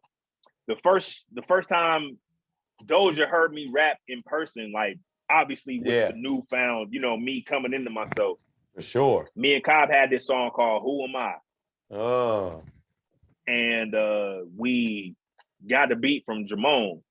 Because that's when I found out, you know, Jamone Incognito right up the street from me. You know what I'm saying? Definitely. So we got a couple beats from him. The first beat we got was the beat me and Cobb did this record called Who Am I? Yeah, okay. We put the beat on for Doja and we do the song. And he was like, yo, what the fuck? Like, you know what I'm saying? It was like one of them type of moments. So it's like everywhere it's happening and it's like going. Right, so, right. I didn't rap. So now I didn't rap for Moan. I didn't rap for, because like, you know, obviously Moan had to hear it for that's why he gave us the beat, right? So I didn't rap for Moan. I didn't rap for Iceman. I didn't rap for Doja. They like, you know, now I'm getting my way into the, you know, in either my way in. So I'm coming around more. Right. And that's when I bring Chill and Shady, like, yo, I'm in the group. We call the usual suspects. We ready to go. We got, you know, we got song. Like I took, bro. Yeah. I think I'm gonna look in this box right quick. Give me 2 seconds. But like, we had a notebook when we came to them. We was like 50 songs ready to go. What? Shit. Like, hold on. Let me see if I can. Yeah, like back then, cause like I told you, like I was on Shady, crazy, like all the time. Like, hey, bro, you gotta get on this shit. Right. I'm wondering if I put it in. Checking in my little so photo. That whole time, y'all just compiling records. Y'all didn't. None of them were laid down, but y'all already had the format and the songs done and ready. Well, you know what? That kind of ties back in to what you were saying earlier about recording with Boozilla and recording with Maurice Moore. You know what I mean? You knew that you had to have it ready, and you knew kind of how it had to be done. I can't find the paper right now. I can't find the paper. I definitely, you know what I'm saying? Yeah. I got it. I know. I sent it to Timmy, Chill and Shady. I sent it in the Facebook Messenger. Like I took pictures and sent it. They was like, "Yo, what the fuck?" Like, hell no. Right. We was ready to go, and they was like, "All right, oh, y'all ready to go? Okay." So they invite us to the studio, and this was before Nexus even existed. It was a studio called Final Step on Market Street in Youngstown. Big studio. Shout out to Final Step. Yeah. So we get up there, we get to the studio. First time in the big studio, like, cause like I said, prior to that, I was at Mr. Maurice Moore's house, and I mean that shit was dope but it was an in-house studio. Yeah. This was in a building, like we had to get buzzed in and the whole. Yeah, we had to get buzzed in, like the whole 9. Oh man, yeah. And I'm feeling myself. I'm doing my, you know what I'm saying? I'm like rapping, I'm battling niggas. I'm thinking I'm thinking I'm, you know, that dude. I'm feeling like I'm doing it. Right. Like I'm battling niggas and winning, and I'm like, yo, okay, we about to go in here. I'm telling them, like, me chilling Shady. We like, yo, we about to go in here. They gonna let us do a song. Right. We ain't do a song. We didn't do a song with them that night. Yeah. What did happen is I got the battle contact with man. The legend himself, the GOAT contact, man. What was that like, man? Because if we go back to what you were saying earlier, man, about, you know, going up to Christie's, you seeing they got the album out, you see that they working, they doing their thing, man, and you saw Contact and Vista, and here you are right here in the studio with Contact himself, man. I'm like, fuck. Like in my mind, I'm right. Fuck. Like that's the first thing that went through my head because everybody was like, I'm hearing Contact records. Like they had him and Doja had this record called Understandable. Oh yeah, that shit is so crazy to me. Just the way he was rapping, and it was just his style was just like he wasn't like he's not from Earth. I'm gonna just say that he's not. Definitely an alien. Definitely an alien. Contact. Shout out, Blair. You already know, family. We get in the studio, and Iceman throws the beat on. Oh man, and it was like I don't know if this was the plan, but Contact just and he like staring me right in my face, and he just going. And when I'm telling you, he is bro, like he's rapping, and in my head, I'm like, fuck, like what am I about to say? I'm 16. I'm like, what the fuck am I about to say like right now? Like I'm like trying to listen, and I'm trying to like pay attention to what he's saying, and I'm like, man, he's just going crazy. He going stupid, and then I was just like, I'm like, win, lose, or draw, fuck it, I gotta stand, because like it's like they feel like if none of us rap, we may not never get this chance to even be in these niggas' presence to do no music ever. Right, you gotta seize the moment. I just start going ham, like I'm going ham, like I'm gonna be the bring it all out, bring all the heat out. I'm like, I'm just doing everything I can. I'm gonna tell y'all right now, I did not win the battle, but them niggas was like, you nice. Yeah, walked away with your respect, man. That's all that matters. If you walk away respectfully. All I gave a fuck about. I'm like, man, I rapped against this nigga, and he didn't just rip my face off type shit. Like, I'm like, it was like a kind of like that Tyson Holyfield. Like it was just going back and forth. Like he would say some crazy shit, and I would say some shit. Yeah, and, you know what I'm saying? And he'd say some just, you know what I mean? But he was just on another. He was like on another level. Like he's just somewhere else with it. Definitely, like you said, he's definitely just an alien, man. But to hold your own, man, at that age. You know what I mean? And walk away with your respect, man. They not like they came back saying, oh, no, this dude ain't no good. None of that, man. You was pretty much solidified from there, probably, I'm sure. Yeah, for sure. And then the thing that I learned, like I said, every experience, I learned some shit. So what I learned that night and what we learned that night, because like, even though we had made the Party Don't Stop. Yeah. If you listen to the Party Don't Stop, the hook is what keep the song going, because we ain't rapping about shit that got to do with the party at all. Right. Like we might have said some shit a little bit, but the song ain't have shit to do with the party, non-stopping, none of that shit. Like we was just rapping. Right. And you gonna get these like bars. I told you, at that time I was battle. Everything was battle. I'm rapping about how I'm gonna fuck niggas up lyrically. You serving it up. Shit. Yeah, right. And Contact and Doja and Iceman and Incognito, that studio session, that's where I learned how to make. That's what we all learned how to really like make songs. Yeah, like we knew bar structure. Like we knew bar structure. We knew, we had the concept of what a 16 bar verse is. We know how to count. We do 16. Do 8. We know what a hook is, but that was where we learned how to stay on topic and make everything tie in. Yeah, we learned all of an actual song.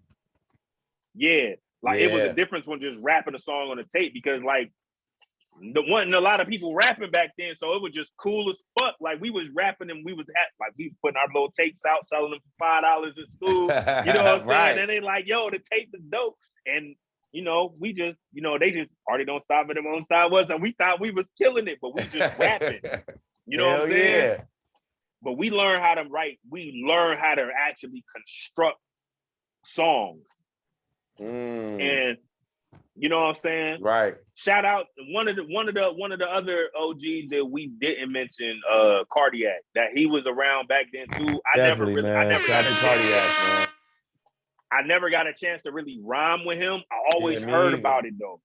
Definitely. You know what I'm saying? But from the stories that I heard, yeah. Yeah, I know. Me too, ones man. too.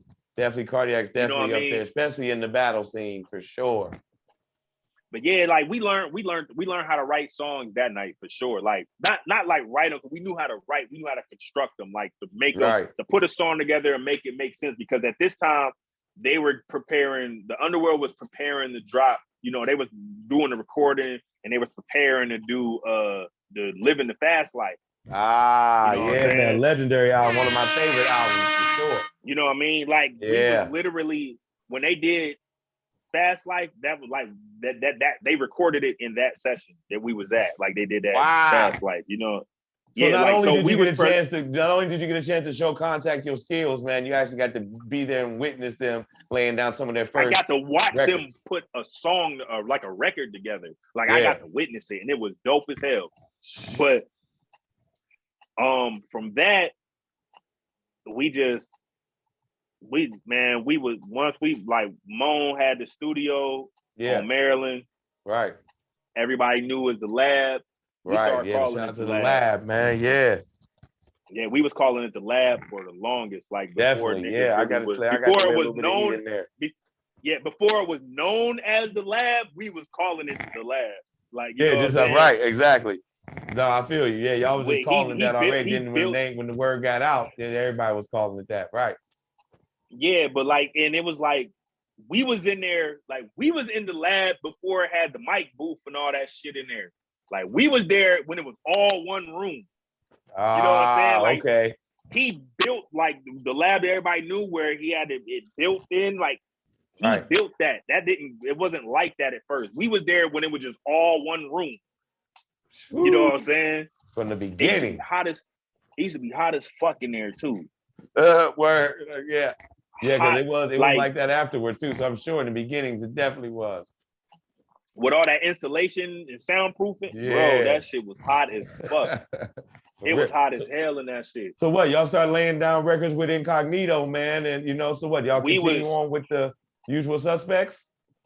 Yeah, so we in there every day. We staying the night at the Lab. Like we getting out of school, going to practice. So like me, Tim, and Vinny, we was playing football back then. So we getting out of school, going to practice, getting out of practice, going straight home. We'd come home, change, grab our shit, go to the Lab, be in that bitch till like 6:30 in the morning, leave the Lab, go straight to school, and come back. Like we was in that bitch. Working. Bro, we was getting, like I told you, we had like 50 songs. We was trying to get them shits off. We was like, we in there recording, we meeting all type of shit. Like, you know what I'm saying? Rest in peace, Big K, Corey Stringer. Yeah, man. He told me, he heard one of my records. He told me I was dope. Man, that's legendary. That was like right before he passed. Like he was home visiting. He gave me a bottle of Remy too. He literally gave me a whole bottle of Remy. Man, I was in it.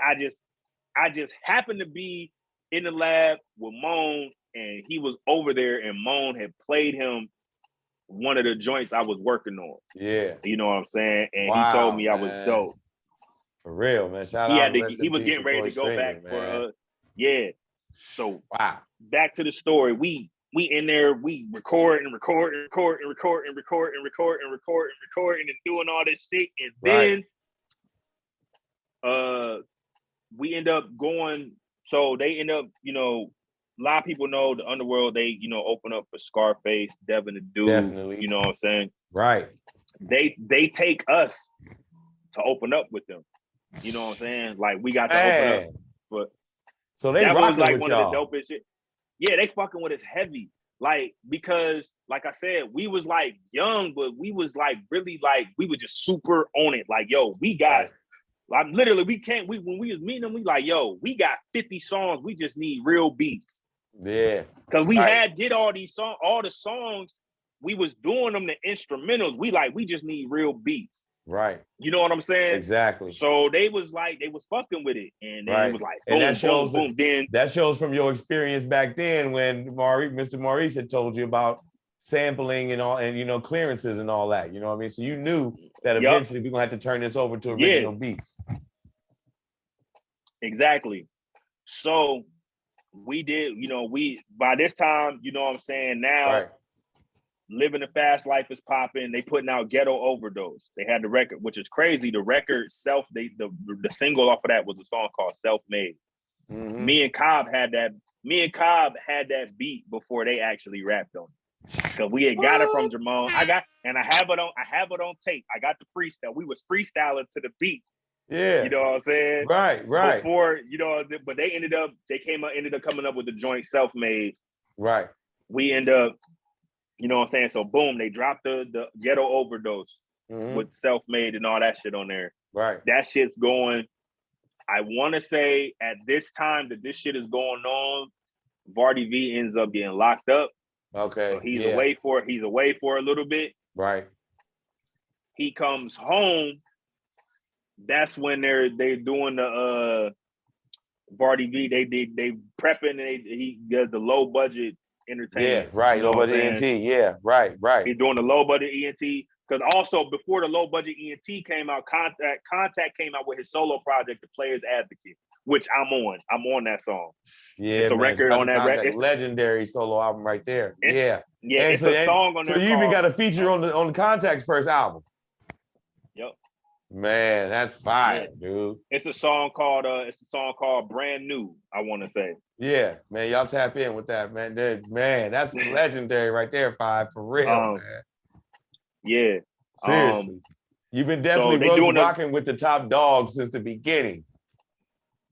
These are like I said, these is all senseis to me. Right. You know what I'm saying? Right. I was just young Jedi learning all this shit.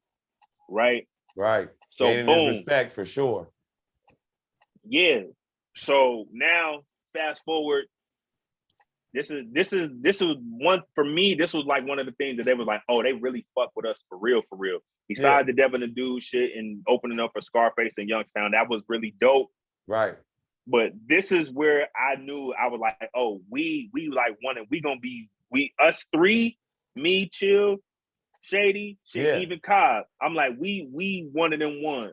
Right. We gonna be some of them niggas in the city when it comes to the music shit, because, and this is facts because it's on wax. Yeah. You can go and listen to the shit. If you go on the low budget album, you know, they did features with a couple people. Like they had a couple people sing on hooks, and you know, for the most part, it's just 839. It's B, Contact, Iceman, Doja. The Usual Suspects, we have our own solo song. Like we not featured on a song with them rapping. It's just us. They let y'all drop your own. They let y'all drop your own song on the album. Yeah. Wow, man. Yeah. So they definitely was rocking with y'all heavy. They came. Vardy V actually came with the beat. Was like, this the beat y'all gonna, because they, you know, they bought a bunch of beats and shit. Right. Like, right. you know what I'm saying? From between you know, they had got some beats from Vaughn. And then, you know, obviously Iceman and, you know what I'm saying, Incot was making beats. But they came and was like, this the beat. We want y'all to rap on this. And so they already had it prepared. Like, we about to get them on the album. We want them to do their own shit. Yeah. That's the joint that got for those that don't know about the low budget Underground Heat album from the Underworld. Right. That's the one that got Butt Naked on there. You know what I'm saying? Right. That record is a classic. Like I actually kind of did, like I on one of my mixtapes, I did a song where I would kind of pay homage to that record. Yeah. But man, that's I might redo it and bring it back at some point. Underground Heat went crazy. Stupid. But we got a solo record on there. Like that's like something that's something I'm proud of. Like we got a solo record on there. Like the Usual Suspects. Right. We got a solo record on an Underworld album. Right. For real. One of the most monumental group in the town, man. Y'all was rocking with them heavy, getting put on by them, man. That's lovely. So we did the name of the song is called Rugged Shit, and Cobb does our hook. You know what I'm saying? Right. Man, You know what I that's mean? dope. That Man. hook is just super crazy. That I still be sometimes I find myself singing the hook. That shit is still like that. It was just like, man, we was on that shit and we was killing it. Like, you know what I'm saying? Like at the time, I want to say one of Tony Braxton's big songs was Breathe Again. And Shady said some shit in his verse. He was like, I leave you like Tony Braxton, not breathing. Like the way he did the shit, the way he said it on the record was hard. I'm like, yo, this nigga is going. Like, right. But yeah, it was dope. We were on a solo we had a solo record on the Underworld album. That's like a crown in the chick for the city. That was like dope, man. That's huge for the city, man, for real. Then after that, I think the Underworld put out another album, but I always been, cool. But then Usual Suspects, we going, and then shit start happening. Yeah. Like, Tim was he was a star athlete, right? So he gets a football scholarship. He going to Morgan State. You know what I'm saying? People start growing up and evolving into to their own. Shady. Right. You know what I'm saying? He he was doing this thing. He you know what I'm saying? He was on his hustle shit. Right. And he was catching little bids, little skid bids here and there, man. Okay, so it was just I get it. Right. I'm like, all right, so now it's like it's just back to me again. But so Tim like engulfed in football. He in Baltimore, you know what I'm saying? And Shady, he just like I see him and like because everything that was going on, and he got his own shit going on. Right. And so next thing for me, my homie Dan Bazard. They had him and his cousins like Delmar and Damien and all of them. Right. They had their own collective called PPF. You know what I'm saying? Platinum Project Funk. Yeah, I like that. Shout out to the guys, man. Yeah, PPF. You know what I'm saying? The Plat PF, we used to call that shit. You know what I'm saying? And shout out to Bizarre, all that, man. Dane, shout out to my man Artel too, man. What up, bro? Yeah, Hooks. That's my nigga. Like, so shout out. You know what I'm saying? Right. Dane or Mark and Key. You know what I'm saying? They him and his wife. They you know what I'm saying? That was like the first time I got to put a solo project out, like an actual project. Yeah. It's called The Illicit Get. You know what I'm saying? They took me that's down there. Man. I took it down there. They took me down to Atlanta because they was in Atlanta at the time. Oh, okay, yeah. Then, you know what I'm saying? Literally, Dan had me rap for these niggas on the phone. He was like, yo, just kick a verse for these niggas. So I'm rapping for these niggas on the phone, and they wanted to fuck with me. Oh, and that's me fire. And Dan drove down to Atlanta. I was down there for like 3 weeks. Yeah. Something like that. And recording, I ain't want to do shit but record. I was so just right. I ain't go literally. I didn't go do nothing. They showed me how to turn up. Like he showed me how to go through beats on the. He was using a motif at the time. Motif, and he was using a motif, and I want to say the MPC, and he was showing me how to so I could bring up beats and listen. So like I had a routine, bro. Go down. I would go. Yeah. Like 8, 9 o'clock in the morning, I would wake up. Be going through beats. By about noon, I would have all the beats that I had picked out, and then I would write to all of them. And then at like 8 o'clock at night, I was recording all of them. And I just did that whole process every day for like 3 weeks. Ooh, man, I was like so focused. I was so focused. I was so on it, bro. You know what I'm saying? Yeah, that work ethic is crazy.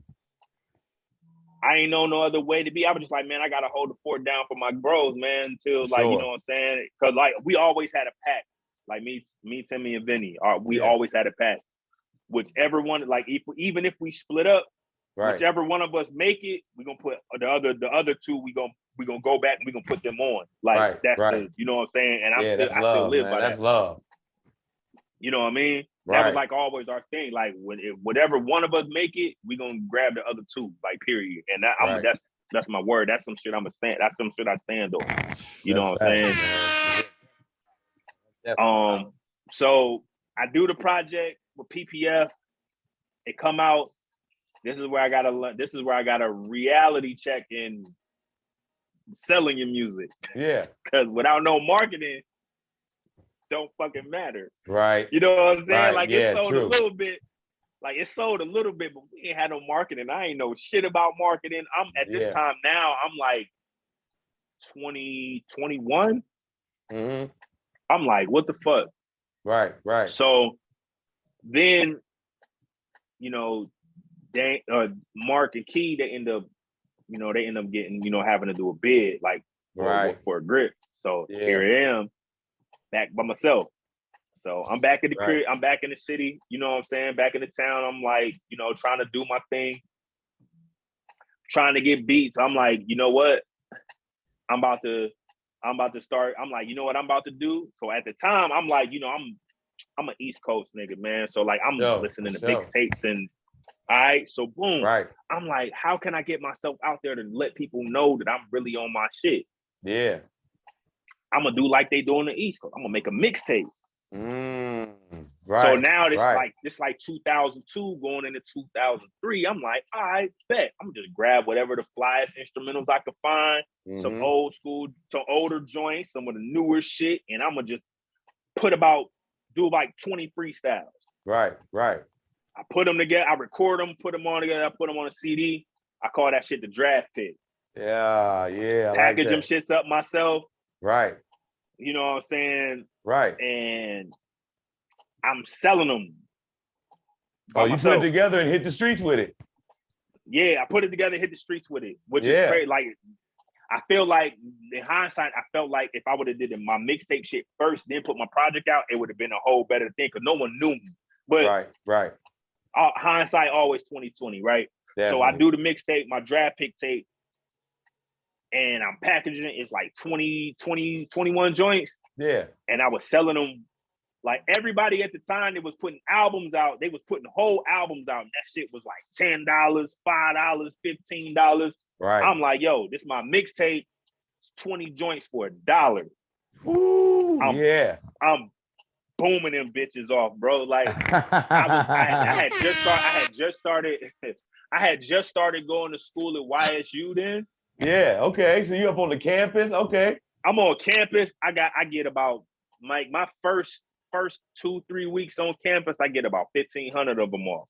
Ooh, yeah. And I'm hitting them strong every day. So now niggas they got that dollar. They can drop the dollar, man. It's a lot more reasonable. Yeah. You know what I mean? And niggas, I'm like, look, it's 20 tracks. If you don't like it, this shit is a frisbee. You just spent $1 on some bullshit anyway. Like, you know what I mean? Mm-hmm. Spend $1 on something that's, you know what I mean? Right. So, that had a chance. Yeah. I'm at YSU now I'm on campus at YSU. I'm, running around selling the mixtapes. Yeah. They end up they had this battle in the dorms. I go, this is where I get known in YSU, like 1,000%. I go to first, they had this battle in the dorms. I ended up battling 5 niggas by myself. I killed all of them niggas. I was tearing heads off in that shit, bro. And that's how everybody got to know me on campus at YSU, from that battle. And then it was just like, from there, I started getting cool with some of the dudes I was rhyming. I ended up forming my crew. Back then, we was called the Grimy Network, but it's the network now. But shout out to them for sure. I definitely remember. We was doing the whole network because we was from everywhere. You know what I'm saying? I had like a couple dudes from Cleveland, had my homie B from Brooklyn, couple niggas from Cincinnati, my homie D from Detroit. Like we had like, you know what I'm saying, niggas from everywhere. It was like a bunch of us, you know what I'm saying? Right. And then when I started doing my second tape was called The Minority Report. Mm-hmm. That's when I started. Yeah. That one, it was like, I put about 30 joints on there, but I was introducing my crew, like on a lot of the records, I was introducing my homies, my crew. Bringing them in and bringing them in on certain tracks. Right. Bringing them in on certain joints. Then I'm like, yo, let's put a tape. Let's put a tape out. I got I'm paying for the studio time. I had by this time on my second tape, I'm still trying to get with, Iceman. Yeah, right. And the niggas, it was only a couple niggas in the city that made beats, but niggas got their own lives and they running around doing whatever it is they gotta do. Right. And I just can't always get up with people at certain times. I was back then. I'm more patient now than I was then. You know what I'm saying? Right. I think honestly, I think it's criminal that I don't at all the tapes, the mixtapes and shit I put out, I don't got no Iceman tracks at all. I think it's criminal for real. You know what I'm saying? No, I feel you, but I should definitely. But like you said, though, you got to go. It's got to get done, man. And you always been that type of person to where when you get focused on something, it's definitely gonna happen. Yeah. So, all right, I'm working on the second. We doing the second tape. I'm still trying to get with Iceman and whoever else make beats. Couldn't find nobody. I end up being on the internet because the internet shit started coming. I end up on this website called SoundClick. End up getting cool with a lot of the people I was getting the beats from. Like, cause you could download one for free or whatever. Right. I end up, they got contact info in there. They got email and you can contact them. So I'm building rapport with these cats.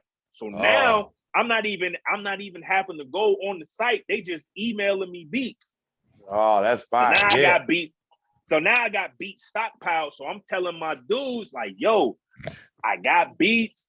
Let's put the tape out.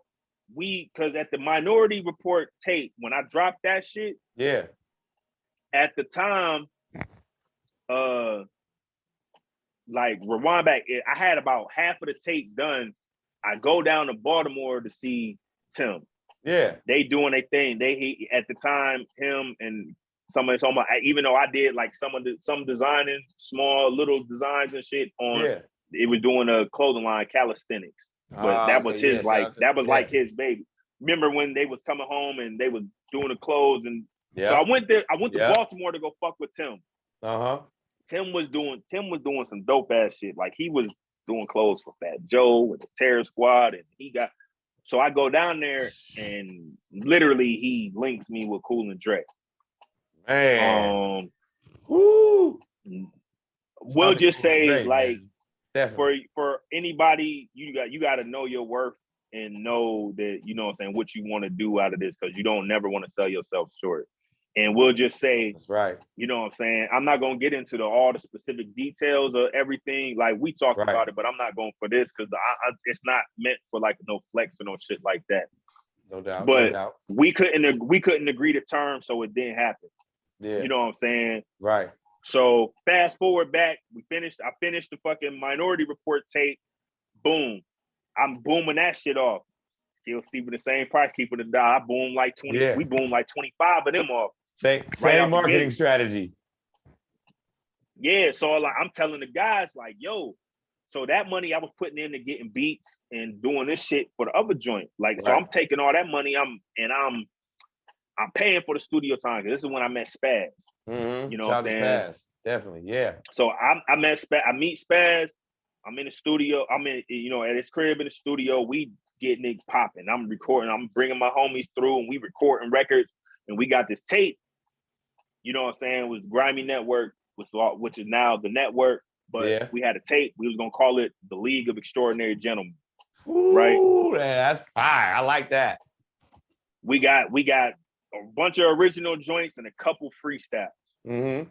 We got to put it out. I'm like, yo, all I need, I'm telling the crew, we all college students though. I'm like, yo, $5-10 from everybody. It's like 15 of us.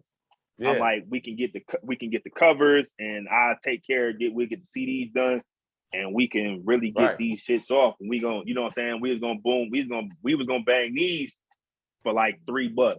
Yeah, you know what I'm saying? That was the marketing strategy. But nobody, you know what I'm saying? When it was time to put the money up, yeah, that's how it be sometimes. Niggas in school, niggas ain't got no. It was like fuck. So we never ended up putting it out. But the Minority Report tape ended up getting. So at the time, everybody knows this from the city. It's a dude from Niles that was rhyming. His name is J Mel. Yeah, Italian dude, and he was getting this shit going. His manager was a guy by the name of Josh Fisher. Mm-hmm. Josh Fisher at the time, he had got this artist from California signed named Man. He had a song called Buzzin'. Y'all can look that shit up. That shit did stupid numbers. Right. They be playing it at Laker games and all type of shit. He also was doing marketing for Shady Aftermath. Oh man, okay. Like this is like, you know, this 06, okay. 05, you know, like this like 50 Cent fresh off of right. This Get Rich or Die Trying. Shady This Aftermath like is right bubbling. when this is when Piggy Bank first came out. And oh like, man, he told me right. He's telling me the story, you know, because the Locks is, you know, Rough Riders is on Interscope too. Mm-hmm. So Locks, it was like a Locks poster in the nigga office, and they telling me like 50 coming through and see the poster and rip the poster in half like real slow type shit because of the whole, you know, he did the piggy bank, all this shit. Right. So that's crazy. I'm like, all right, boom. So my mixtape, the Minority Report, ends up in his hands. I don't know how. I still to this day don't know how he got it. Yeah. But I end up getting a meeting with him, and we talking. He came to my apartment that year. You know, I was staying in Niles at the time. A lot of people know me when the second time I stayed in Niles. The first time I stayed in Niles, I stayed in this little gated community type shit.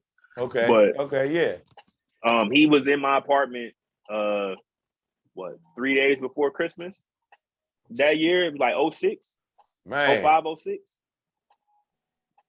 And we was talking about, you know, strategy. He was like, yo, the mixtape shit is fire, but he was like, they want to hear like some records. So that's when I go into, so at this time, like I'm still solo, don't know what's going on. Right. My cousin Mikhail Barr, he had an entertainment company called Nonstop Entertainment. Ah, word. He had an artist, I forget what his name was, but what happened was the artist that he had, he literally just was like, I'm done rapping. I'm not rapping no more. But they had already paid to get in this show. Like it was like a showcase in Cleveland. Oh, okay. Cobb was gonna go, but they had they had a song together. But at the time, I'm not sure what was happening, but he just at the time, Mikhail wasn't all the way comfortable with Cobb going. Like, you know what I'm saying? Right, yeah. Because everybody had them points in their life where they be just going through shit and you don't know what's going on. So right. I was talking to Kel and was playing him some of my records that I was doing. Right. And he like, you still on the music time? I'm like, yeah, I'm still doing it. He's like, yo, I got this show in Cleveland. Can you do it?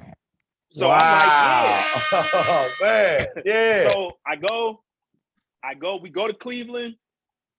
It was like $50 to get in. It was $50 to get in the thing. He had in the showcase. He had already paid that. Yeah. And they was having a battle. $25 to get in that. Yeah. When I tell you I was destroying niggas on that shit, and then you know how they do out of towners when you in another city.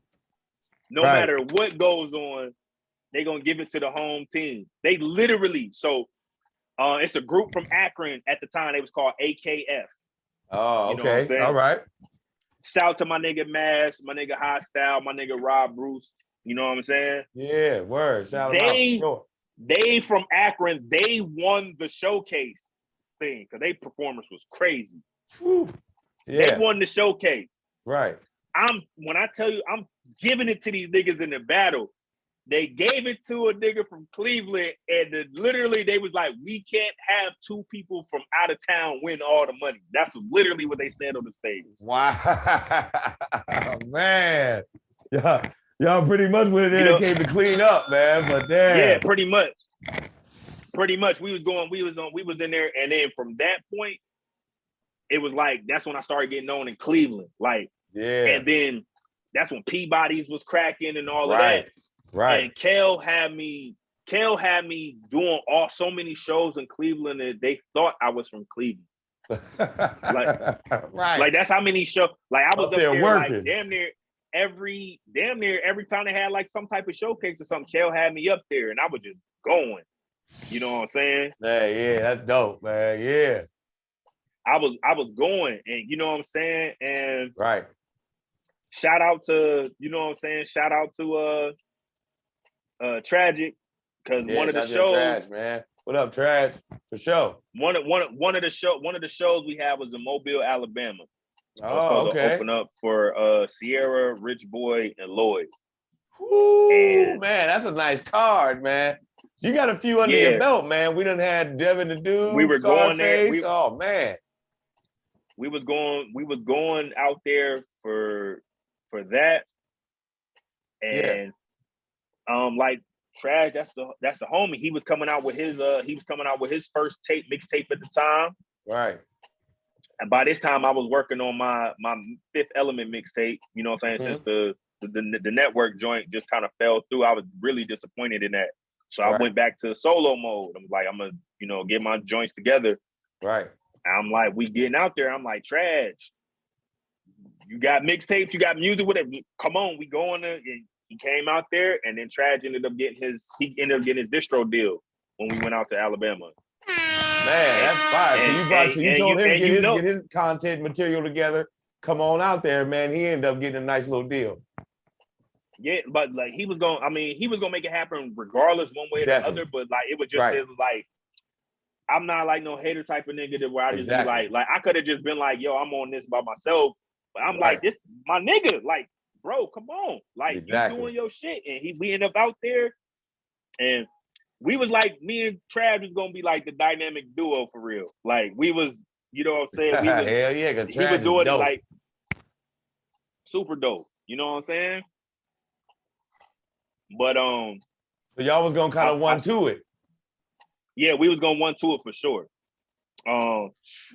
We come back. He got the, he had the distribution deal. Right. Fast forward up to this point, I got my mixtape out. First mixtape. I was the first nigga in the city with an actual mixtape. Yeah. They're just rapping up, you know what I'm saying? They actually packaged together and was like, yo, this is my mixtape. And then based off of all the work that I did, was doing in Cleveland and just going and doing everything. Right. I had the first mixtape hosted by a legit DJ. So at the time, man, that's big. The DJ crew that was popping at the time was the lead crew that was on 107.9. Yeah, you know what I'm saying? Sure. So the lead crew was DJ Fresh, Terry Urban, Steph Floss. He wasn't like Steph Floss yet, but he was Steph Floss. And the big name DJ out of the crew was Mick Boogie. Mick Boogie, yeah, I remember Mick Boogie for sure. Legendary. So my tape was hosted by DJ Fresh of the lead crew. If you listen to my Fifth Element mixtape, I got drops from Nina Sky. I got drops from DJ Pretty Boy Floyd, who was popping back then. Talib Kweli. Man, my nigga Shook. Like I had real niggas dropping on my. It was dope. Like you know what I'm saying. And he was scratching some of my joints and mixing them, and it was dope, bro. Yeah, that's fire, man. I ended up that year. The last show that we did that year, I ended up opening for Young Buck. That was when Young Buck came to the Metropolis in Cleveland. Man, that's what with the Shorty Want to Ride with me and all that. Yep, that was that Young Buck. Oh Cash Bill was man, I know that went crazy. Stupid. And a lot of niggas from the city opened up. Able to be in front of them crowds, that those type of acts draw in, man, and you get out there and give them your thing, man. That's huge, man. That's big. Yeah, it was a lot of niggas from the city that was rhyming. They actually got to open up. Murder was there. I want to say Tragic was there. You know what I'm saying? And I didn't even open up. I could have opened up by myself, but I took two of my homies with me. Once again, man, extending the olive branch, putting your hand out, you know what I mean? Giving people another opportunity too, just like how you had from the beginning, man. You know what I mean? That's real honorable, man. That shows a lot of character for real. Yeah, like I'm like, I want to do the shit, you know what I'm saying, with my homies. I like my homies to help me get to this point, you know what I'm saying? My niggas from the network, Shady was still doing his thing and Timmy was still away in school. So it was just like, I'm like holding down for my niggas. I'm like, shit, I got this show, a platform, put y'all niggas on. Like, yeah, man. So then from that, I end up going, I went to Syracuse. Okay, you know what I'm saying? Because A couple of the joints off of. So even let me fast forward. Let me rewind back just a little bit. So one of the songs on the mixtape, I ended up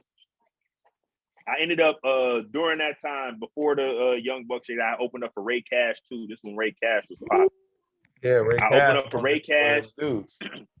And then that same year, Chip the Ripper and Al Fats. Man, had a birthday. They had a birthday party. I opened up. I still got the flyer for that shit. Woo, man, they was cooked. They was hot back then like, in the land, bro. Yeah, bro. Hold up. Woo. Like I told you, we do receipt. We got receipts over here. G. Hold on, let me. All day. Hold on, look at this. Oh man, you see it, family, right there. You see it? Oh man, that's fine. You know what I'm saying? Yeah, I got to open up for them. I opened up for them at their birthday bash, right? This was at Peabody's, November 2007. Yeah. That's wow, man. That's dope, man. Man, you got when we looking at it through this interview, man, it's like you definitely done been in the same room with some monumental artists, man, and was able to do your thing from some of the best artists in the town to some of the best artists around in the country, man, that's doing their thing, man. You was involved in whenever they came around or whenever something was going down, it seems like you were able to get involved, man, and be a part of it, man. That's dope. Cats around me was putting me in the right position, and I was like in position to do whatever it was I needed to do at that time. Yeah. But they knew you was ready. They knew you were ready. They had to, you know what I mean? They knew you was ready. They knew they could call on you, man. You come in and give them some professional work, man. Yeah, for sure. So like from that, it was a producer named Killer Beats. He was signed. He had a company called Zoo Boys Entertainment. They were signed to Atlantic, like they was under Atlantic. Yeah. He had an artist from North Carolina named Petey Wheatstraw. They had a record. He had a record called Dope Boy Lean. Oh, yeah. I am on the remix of that record. It's Petey Wheatstraw, me, and Rick Ross. What? And it's a real record. Man, it's a real record. That's huge, man. That's big, man. This is Trilla Rick Ross. Because at the beginning of the record, you hear Rick Ross say Trilla, like, you know what I'm saying? This was when he was doing speeding and all that shit. Yeah, I know the Trilla album. That's got a few of my joints on there, man. I always tap into the producer. The producer of that record, his name is Killer Beats. He's from Cleveland. Yeah. And the one artist that he had signed under Zoo Boys Entertainment was Petey Wheatstraw. And his single was called Dope Boy Lean, and I'm on the remix with him and Rick Ross. And that record was actually playing on back. I don't even know because I don't got cable no more. But you know how they had like the music channels on. Oh yeah. Right. It was playing on that shit. You know what I'm saying? Like my homegirl had called one of my homegirls from New York and called me and was like, "I'm listening to like hip hop on the thing," and it was like, "This song comes on and it's you rapping." And I'm like, "What?" Yeah, because they used to have the playlist. You used to be able to go into the thing and play the hip hop and the R&B and all that. Exactly. Yep. Man, that's crazy. Super crazy. That was a really dope experience too. That was really dope. Big facts, you know what I mean? Man. Big fan. I'm sure you was holding your own on that record, man. Because I got to give you that 5. Not only did you have a lot of firsts and putting things out and being there at the beginning of things, man. The bars have always been solid, man, and no one in the town or around has ever heard you could ever doubt that, man. The bars always been official. I appreciate that, man. One of the things that the Killer told me about my verse on that record, because obviously the name of the song is called Dope Boy Lean. Right. And you know, Petey Wheatstraw's verse is like, I get you 17 O's about, he rapping about that shit. Right. You already know what Rick Ross is coming up with. They like my verse because I didn't even go that route. I could have faked the funk and been talking that shit like they were talking. Easily. Right. I start my verse off, I say, every day I'm hustling, but my hustle is rap. I write down pies, I spit it as crack. Like, you know what I'm saying? Like, I know exactly. You turned the whole metaphor around on them. Yeah, and they was feeling that because it was like I wasn't trying to be in their lane. I just ran I was just in my lane. You know what I'm saying? Ain't no traffic there. I'ma stay in mine. You know what I mean? And they fucked with it off of that. You know what I'm saying? Right. And I ended up going from there, you know, fast forward after the Young Buck show, I ended up going to New York. I went to Syracuse to meet up with this group of producers that's called the Tomb Raiders, who had found me on MySpace. Man, yeah, shout out to MySpace, man. The Tomb Raiders, they were producers. So back when Dipset first started got popping, they used to do these mixtapes with Purple City and the Senate. Yeah, they used to call the Purple City. They called the mixtape. So like you can check them out. The mixtapes was called Triple Threat. It was Purple City, Dipset, and the Senate. The Senate was the group from upstate New York, which was Taj Mahal, Nitron, nigga named Justice, and a couple other niggas. They ended up finding me on MySpace. I ended up going to the studio. I ended up going to Syracuse and linking up with the Tomb Raiders, which was the producers. Like if you look on I forget which Genuine album it was, but Nitron is featured on Genuine's album. Oh man, yeah. So these guys are definitely part of in the industry. Yeah, Nitron, that's my nigga. I still talk to him now. He be doing he do podcasts and shit now. You know what I'm saying? Out. That's what he be on. Yeah. You know what I mean? But I went to New York, Syracuse. I'm up in the studio with them. You know, they was taking me around. I did like a college radio interview of like one of the local stations up there. Right. They was like really fucking with me heavy. Like, and they was like testing me too. Like what they was doing, they would send me like, they was sending me low-key trash beats just to see what I would do to them. Yeah. And I was like, I was treating them like, I just took it as a test. I was treating them like, you know what I'm saying? Like they were the best beats ever. And I was sending shit back. And they was like, oh no, we got to get you in the studio. So they had me come to Syracuse. So I get in the studio with them. And on my 5 Theory tape, I got a record called Magic that was produced by the Tomb Raiders that was actually it was shot at the time before I got it. They actually was shopping it to Nas for the Hip Hop Is Dead album.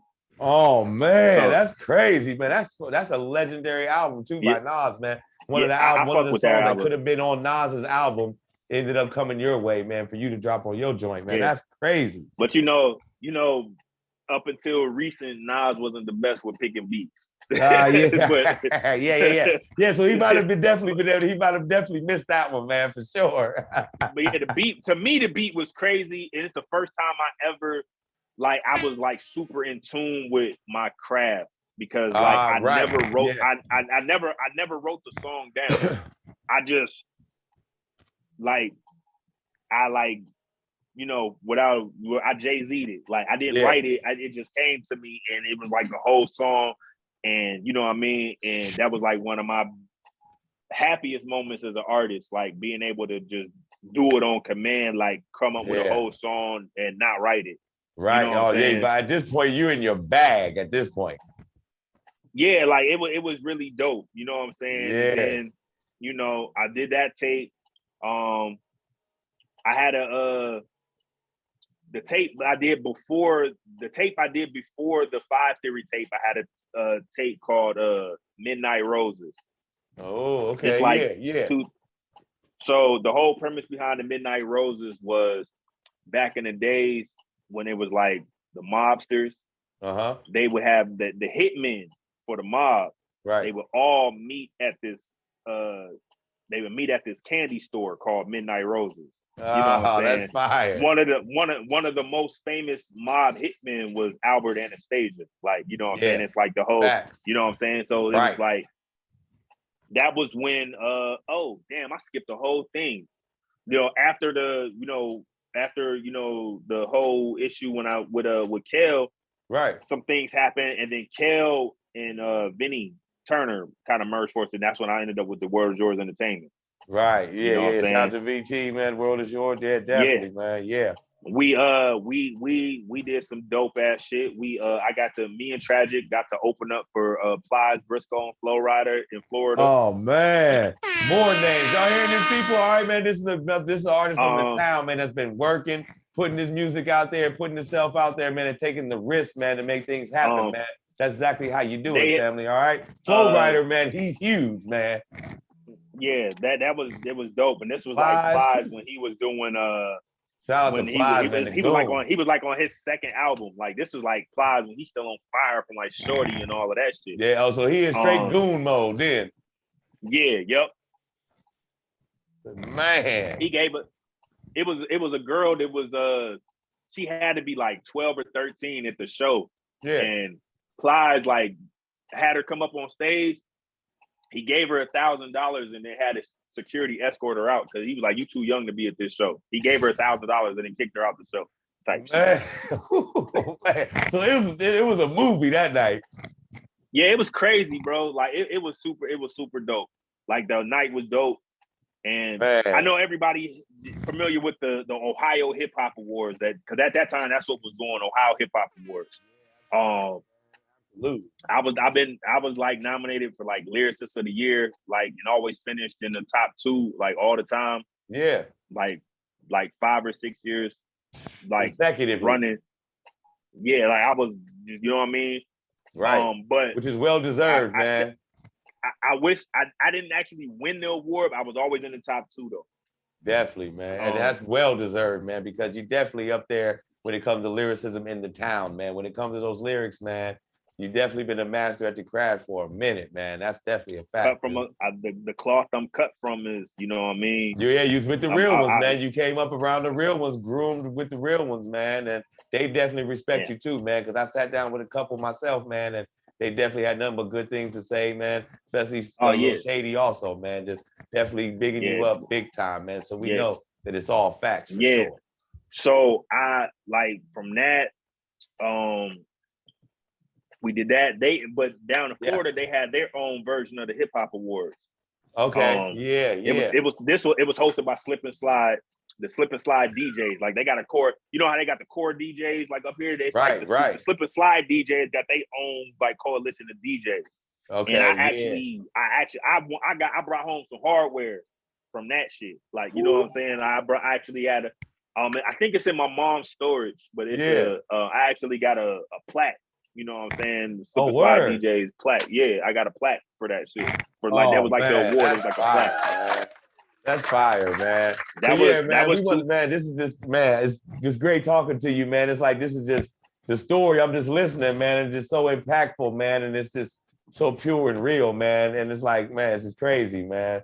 So it's like, all of this is go ahead. It's just like a tribute of like everything. Like I was cut from, like, I just came up under, like, my thing is like, as long as you move with integrity, you're gonna always be in a good position. You feel me? Like I never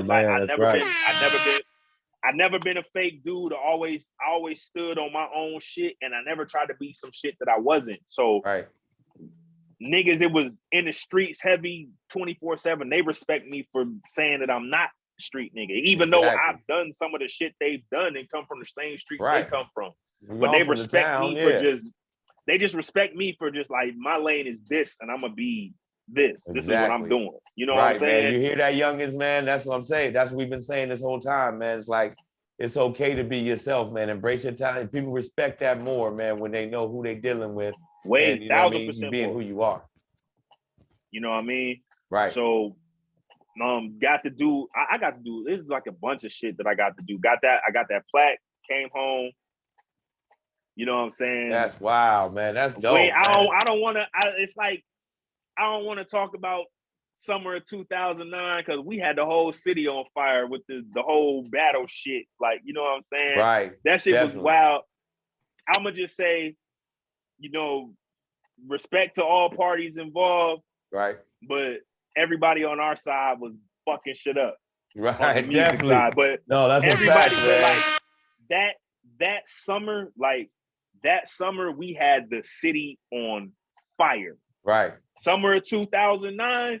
Right. Me, Tragic, you know what I'm saying? Yeah, it was up. It was up there, man. It was definitely up. You know, Murder and his people, like, we had the city on fire. I'm not, you know what I'm saying? I'm not going to get into all that stupid shit of, you know, getting too deep in with the whole beef and all that shit. Fuck all of that shit. Yeah, because you know how I go through competition and all that. Right. That one summer we had the city on fire. I just wish we had the city on fire and we was all pushing each other instead of going against each other. That's the only thing I regret about that whole shit. Exactly, man. That's what, you know what, that's like, what happens in towns like this and things, man, where people trying to be the first to actually break through, man. You know, it gets real competitive, man, you know, in this, when really, man, if people can get past that, man, and see we all doing the same thing, man, and link up like how they doing down in Atlanta now and stuff, man, it could be a lot different, you know? I feel like honestly, we would be a lot farther as a music culture from the city if we stuck together like how Atlanta stuck together, or how even Cleveland stick together in Cleveland. Yeah, it happened. Like when it comes to music, when music niggas, when they start bubbling in Cleveland, all them Cleveland niggas push each other damn near. Right. Or at least to the outsiders, like to niggas that's not from Cleveland, they think Cleveland together. Like, our problem was we always, every time we was always going against each other. We was always like this instead of like this. That's right. You know what I'm saying? Yeah. No, that's true, been our man. only downfall, because we got talent in the city. Yeah. You know what I'm saying? Definitely, and man. I said, I'm not for years. I've always wanted to do records with other people. Like, I always wanted to do records with niggas from the city. And I'm gonna just keep it real with you. Like, when I was trying to do records with people, niggas was literally telling niggas not to do songs with me because I wasn't street. But I never said I was. You feel me? Which if they know anything about the business, man, and putting records out, man, it's like it's so much more to it. And the records that aren't necessarily street are the ones that's getting the most money. Go figure, right? But they don't get that. They don't understand that. You know what I mean? But my thing is this, like, I had at this time, you know what I'm saying? Like I said, niggas are still going doing their separate things. So I'm odd man out. I'm the solo dude. Everybody else got crews and everybody got people that they fuck with. Right. I'm gonna shout out Tragic again, because he was the first nigga he was just like, yo, I'm gonna do a record with this nigga because I think he's dope. Exactly. Yeah, just pure talent, man. Listen, and just music, he rocked with it, man. Shout out to Tragic for sure. He's the only nigga that when I met him, I didn't have to battle him. Nah, seriously. Right. No, I feel you, because I'm looking back at the story, man, and you're right. You're right. I met Contact, had to battle this nigga. Met Doja, like, them niggas made me battle these niggas in the studio. Like, you know what I'm saying? Right. First time I really, you know what I'm saying, knew murder rap. I had me and the nigga battle. Yeah, exactly. Me and this nigga battled a bunch of times. Like, you know what I'm saying? Vista. V, you know what I'm saying? Look. Even my nigga So Fresh, Young Coleman, Big Benny, you know what I'm saying? Oh man, yeah. He was living out of state at the time. And when niggas told him about me, they told him basically like they basically presented it to him like I was dissing him. And when the first time I heard the nigga rap ever, he was dissing me on a record. Wow. Thinking that you was coming at him already. This is MySpace days. Yeah. You know what I'm saying? Right. So me and him battled, but then when we actually met, we like, yo, this is my nigga. Now me and this nigga got records together. Like, you know what I'm saying? Right. But like, yeah, see what I mean? Yeah, man. That's how it should be, man. I'm like, damn, what if we would have just been on pushing each other forward from the jump? Like, be a lot differently, man. That's like a message to the young boys out there right now in the town. There's a lot of young boys out here that's hot, man. They bringing that heat.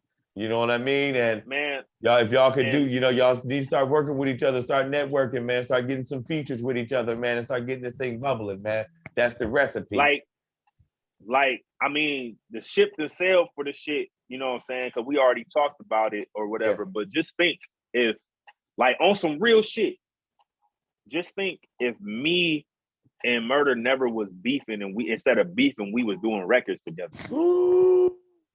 Crazy. And then think about if it would have been me, him, and Tragic. Oh my, yeah, man. And the plug. Well, he go by back then he was going by Pistol, but you know the plug. Oh yeah, the plug. You know Yes, out to the plug too. Definitely. Salute, gang. Just yeah, think man. if we was all doing records together instead of dissing each other. Oh man, you know what I'm saying? Because like just you said, think about y'all had the city on fire. People was listening. Everybody was tapped in. We had everybody listening to what the fuck we was doing.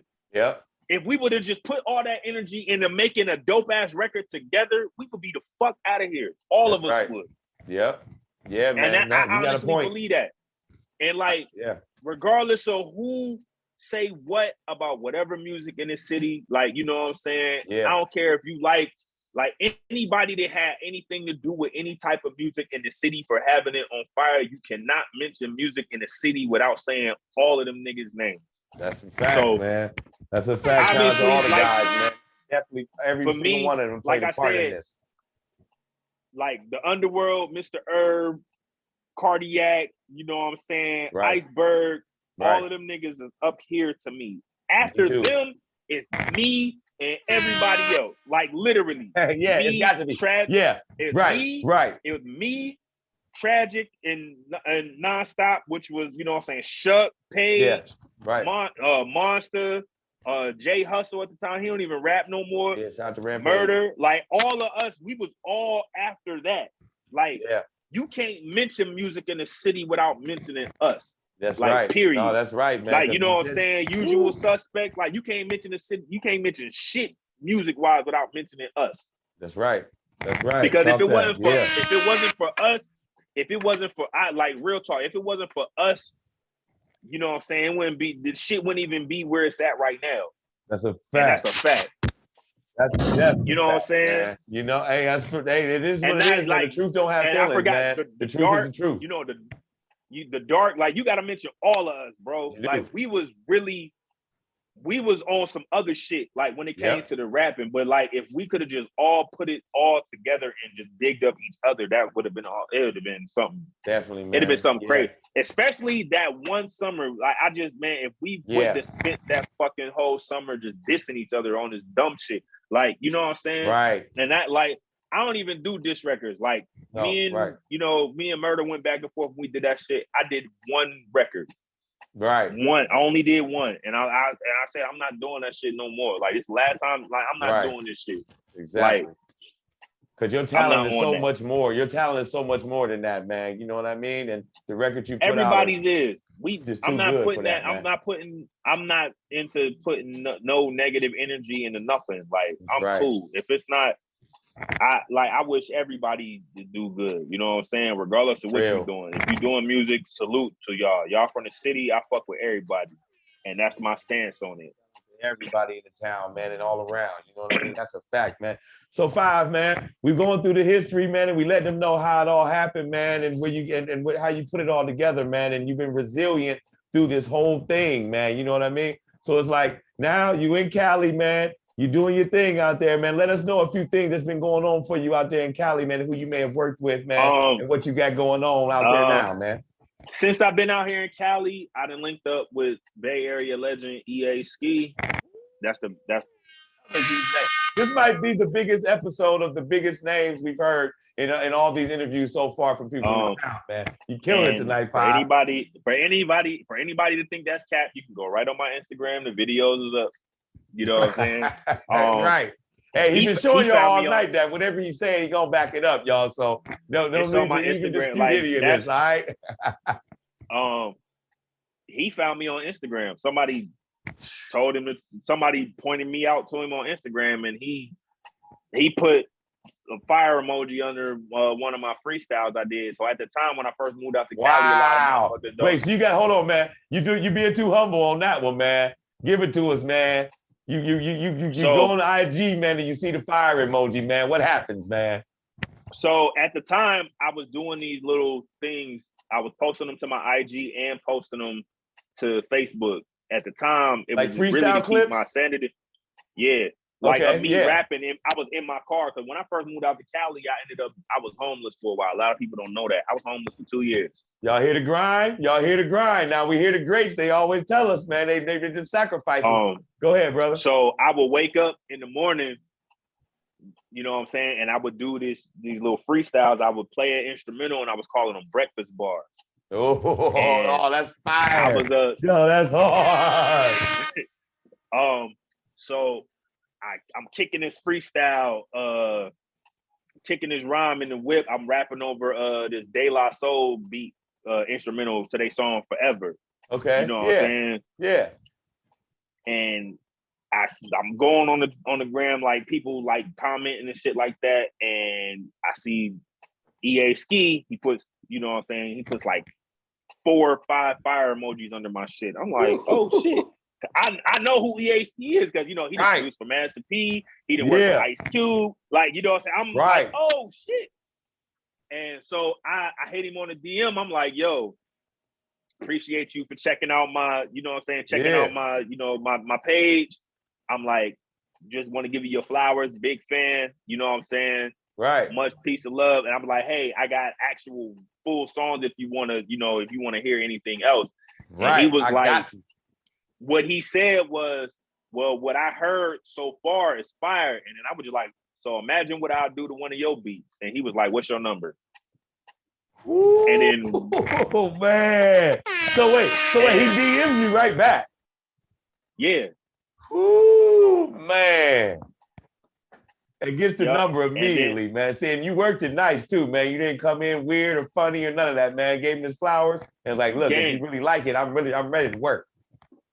Yeah, like, and he was just like, after that, we talked for like maybe like 2 months. We was talking back and forth and texting and, you know, talking on the phone, FaceTime here and there. Right. He had me, he was like, can you get to Oakland? So caught a flight to Oakland. You know what I'm saying? I had right at this time, like I had just got my apartment. I ain't even had no furniture in my shit yet. Right. Yeah. You know what I'm saying? Like I ain't had shit. I had just got my apartment. And then I went to Oakland. I was up there for about 5 days. Was up there in the studio. So what, he had a whole studio and everything up in Oakland? There at his house. Like he had me at his house. Wow, you at the crib with EA Ski, man. How you feeling, man? You got to give us that, man. I was like, bro, I was just like, I was low-key trying not to be starstruck because that shit was just crazy. That's what I'm saying. That's what I'm saying, man. I'm looking because, like, you know, he did the blast if I have to on the Friday soundtrack. Like he was doing all this shit, like, so he produced for different shit for like Ice Cube and all these niggas. And I'm seeing all the plaques around. I'm just looking at the shit like, man. Right, like he done worked with all these dudes, man. I'm like, he done been in the studio, but like he done did shit for Spice One, X-Rated, Messy Marv, like wow, he was really like he in the game. He's in the game. Like up where he in Oakland, they call him up in the Bay, they call him the Bay Area Dr. Dre. Literally, that's what they call this nigga. And this man put fire emojis up under your breakfast bars, man. That's crazy, man. I was like, I be looking at this shit sometimes like, man, like I'm really just grinding and niggas is seeing the grind. Like for real, man. For real. My first day even meeting them, we didn't even record no music. We just talked about like how music is supposed to sound. Like man, we didn't even really record. We didn't record or do none of that. We didn't really record or do nothing until probably like the second or third day. I was up there for 5 days, but like, for me, it wasn't even about fucking recording. Fuck recording. I mean, I did record, but it wasn't about that. Like the fact that this nigga that made bread in the industry, and then he was just willing to give me his time to talk to me about that's priceless. Music and giving me pointers of like what I can do and how I can make myself more efficient by like, you know, investing in equipment. Like I can record myself now. You know what I'm saying? Yeah. See, we can see that a little bit when you were sharing the screen and stuff, man. It's like, so you know what? I even saw a couple clips on Instagram that you had posted, man, of you and him and we were promoting it and things like that, man. So it's like, man, so now you're even on the gram with him on the gram with you. He got a whole operation. Like when I met him, like I did a photo shoot. These niggas we did two promo videos. Yeah, like, they look like professional videos. Yeah, I remember seeing them. Yeah, I ain't had to pay for none of that shit. Like he did it on the strength because he fuck with me. That's fire, Five. Man, I'm telling you, man, you know what? You know You what I'm deserve saying? it, man, for real, man, because the bars is there, the work ethic is there, man, the personality is there, and you always been humble through the whole thing, man, and that's for real. The That's why only we way want to it's definitely happened, give you like, your flowers tonight and bring you on the show, man, and let the people know how it man, went down and who the people were that when all this started, man, and there's real dudes, real solid men, man, that's really putting in this work, you know what I mean, to get the job done, you know what I mean? Salute to you for that. yeah, for sure. Man, I like I said, I appreciate it, man. Like, really, man, it's just I don't think I could have been from anywhere else in this, and it wouldn't have, if I would have been from somewhere else, it wouldn't have happened like the way it happened. Right. But I think the city is what shaped me into like the person to be able to know how to move. Right. Like shit. Like I learn shit all the time. Like, you know what I'm saying? Like, I got my homie Nitty. He's a songwriter. He's written for Chris Brown. He's written for Trey Songz. He's written for John Legend. Like, yeah. Ooh, I've been in studio sessions with him, and he's like, you know what I mean? I built a relationship with him because I met him when he was in Baltimore going to school with Timmy. Oh man, yeah.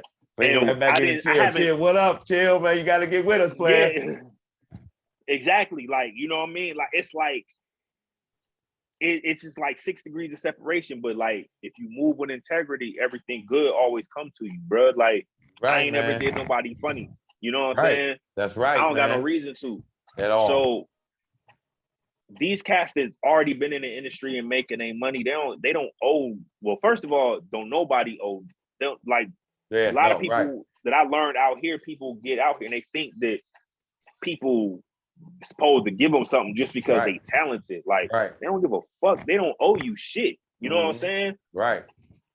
And the thing, a lot of people, the one thing I learned being out here in LA, as opposed to being in Ohio, is out here, it's not about who you know. Because, you know, in the city, if you know somebody, you can just, you know what I'm saying? Yeah, that's how we move up here. Yeah. And they don't give a fuck. It ain't who you know. It's not who you know. It's your relationship with who you know. Because you could be the nicest nigga on earth, but if they only know you in passing, they'll put their homeboy on that they known since day one that's trash as fuck just because that's his homeboy. Right.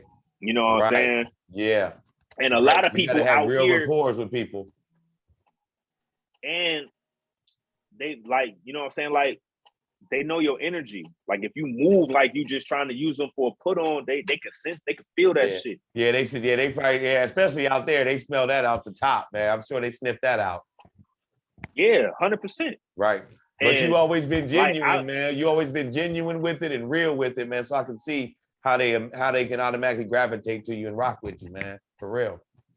But yeah, I done been in some room with some niggas, man. Like, you know, definitely. some really dope dudes. And on stage with some niggas, man. Yeah. For real. Yeah. I done opened up for a lot. Like, I done opened up for, you know, Plies, Briscoe, Flow Rider, Young Buck. I didn't even get a chance. I opened up for Twister, Lloyd, Rich Boy. Like, I done opened up for Twister. He was in Akron. We opened up for Twister. Oh man, that's legendary. It's crazy. Legendary names, man. I got the Devin the Dude and Scarface. I mean, Devin's one of my favorites ever. Yeah, for sure. I got the radio drop from when they played the radio thing in Akron, and they actually say my name on the radio drop. In the oh with man, you got the drop too? Yeah, man. Yeah. 5, man. On some real shit, man. Like the great Nipsey Hussle said, man. You know, it was definitely a marathon, man, and you definitely one of them ones, man, that stick to the path and keep going with it, man. And every step of it, man, is progression in every single step, man. That's for real. Anything to come, it ain't gonna come overnight. You just gotta put the grind to it, man. Like I'm linking up with some people that's doing some really dope shit, man. Yeah, like, man. And that's why I appreciate you for tapping in with me, man, because I know you got it going on. I ain't gonna drop it too much on here, but I tell you after, you know what I'm saying, after the interview, like off camera and shit, off air, whatever. You know what I mean? You're cooking up right now. Yeah, I'm working on a new project. I'm on the IR right now because I was in a car accident in January, so I can't record because my ribs and shit. I bruised my ribs in a car accident. But I'm working on a new project. Fast healing to you, brother.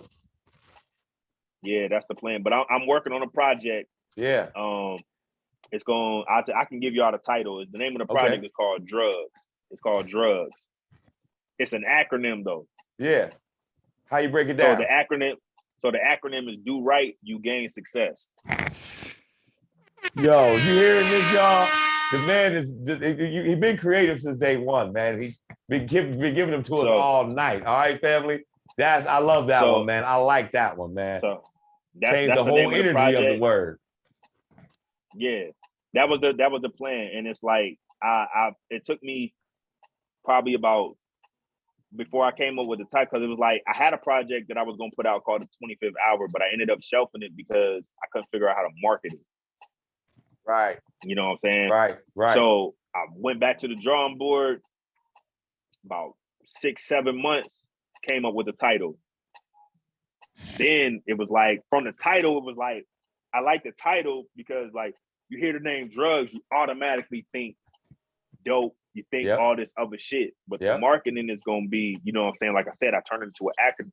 You right, you gain success. With it, you know what I'm saying? Man.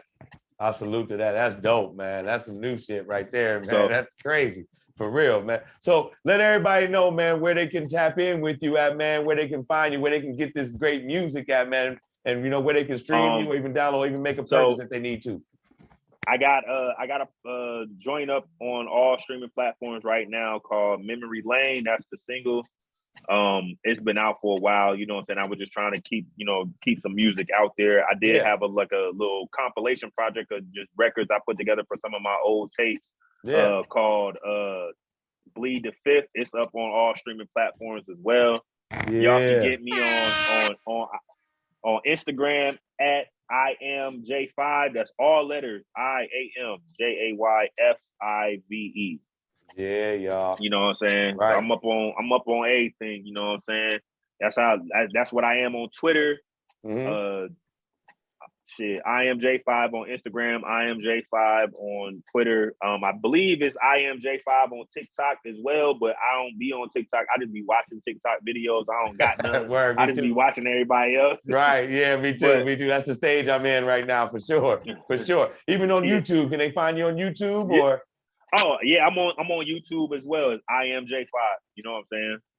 Yeah, man. Everything is IamJ5, man. You know what I'm saying? Hell yeah, 5, man. I just want to say I appreciate you again, man, for tapping in. The story is just phenomenal, man. It's inspirational. You know, you see the ups and the downs. You see you working through everything, man, and all the accomplishments you had through all this, man. It's just a beautiful thing, man. And I want to tell everybody, make sure y'all tap in IamJ5, man, on all platforms, Instagram, Twitter, everywhere, man. Definitely get with the brother on Spotify and all the other streaming platforms, man, and tap in. It's amazing lyrics, amazing music overall, period, man. And then y'all can see also this is a solid guy, man, for real, for real. So I just want to thank everybody once again for tapping in to the Game Changers, iGod TV. It's your man, Born Build Universal, transmitter of supreme science on Earth and the universe, the iGod TV. Peace. Peace.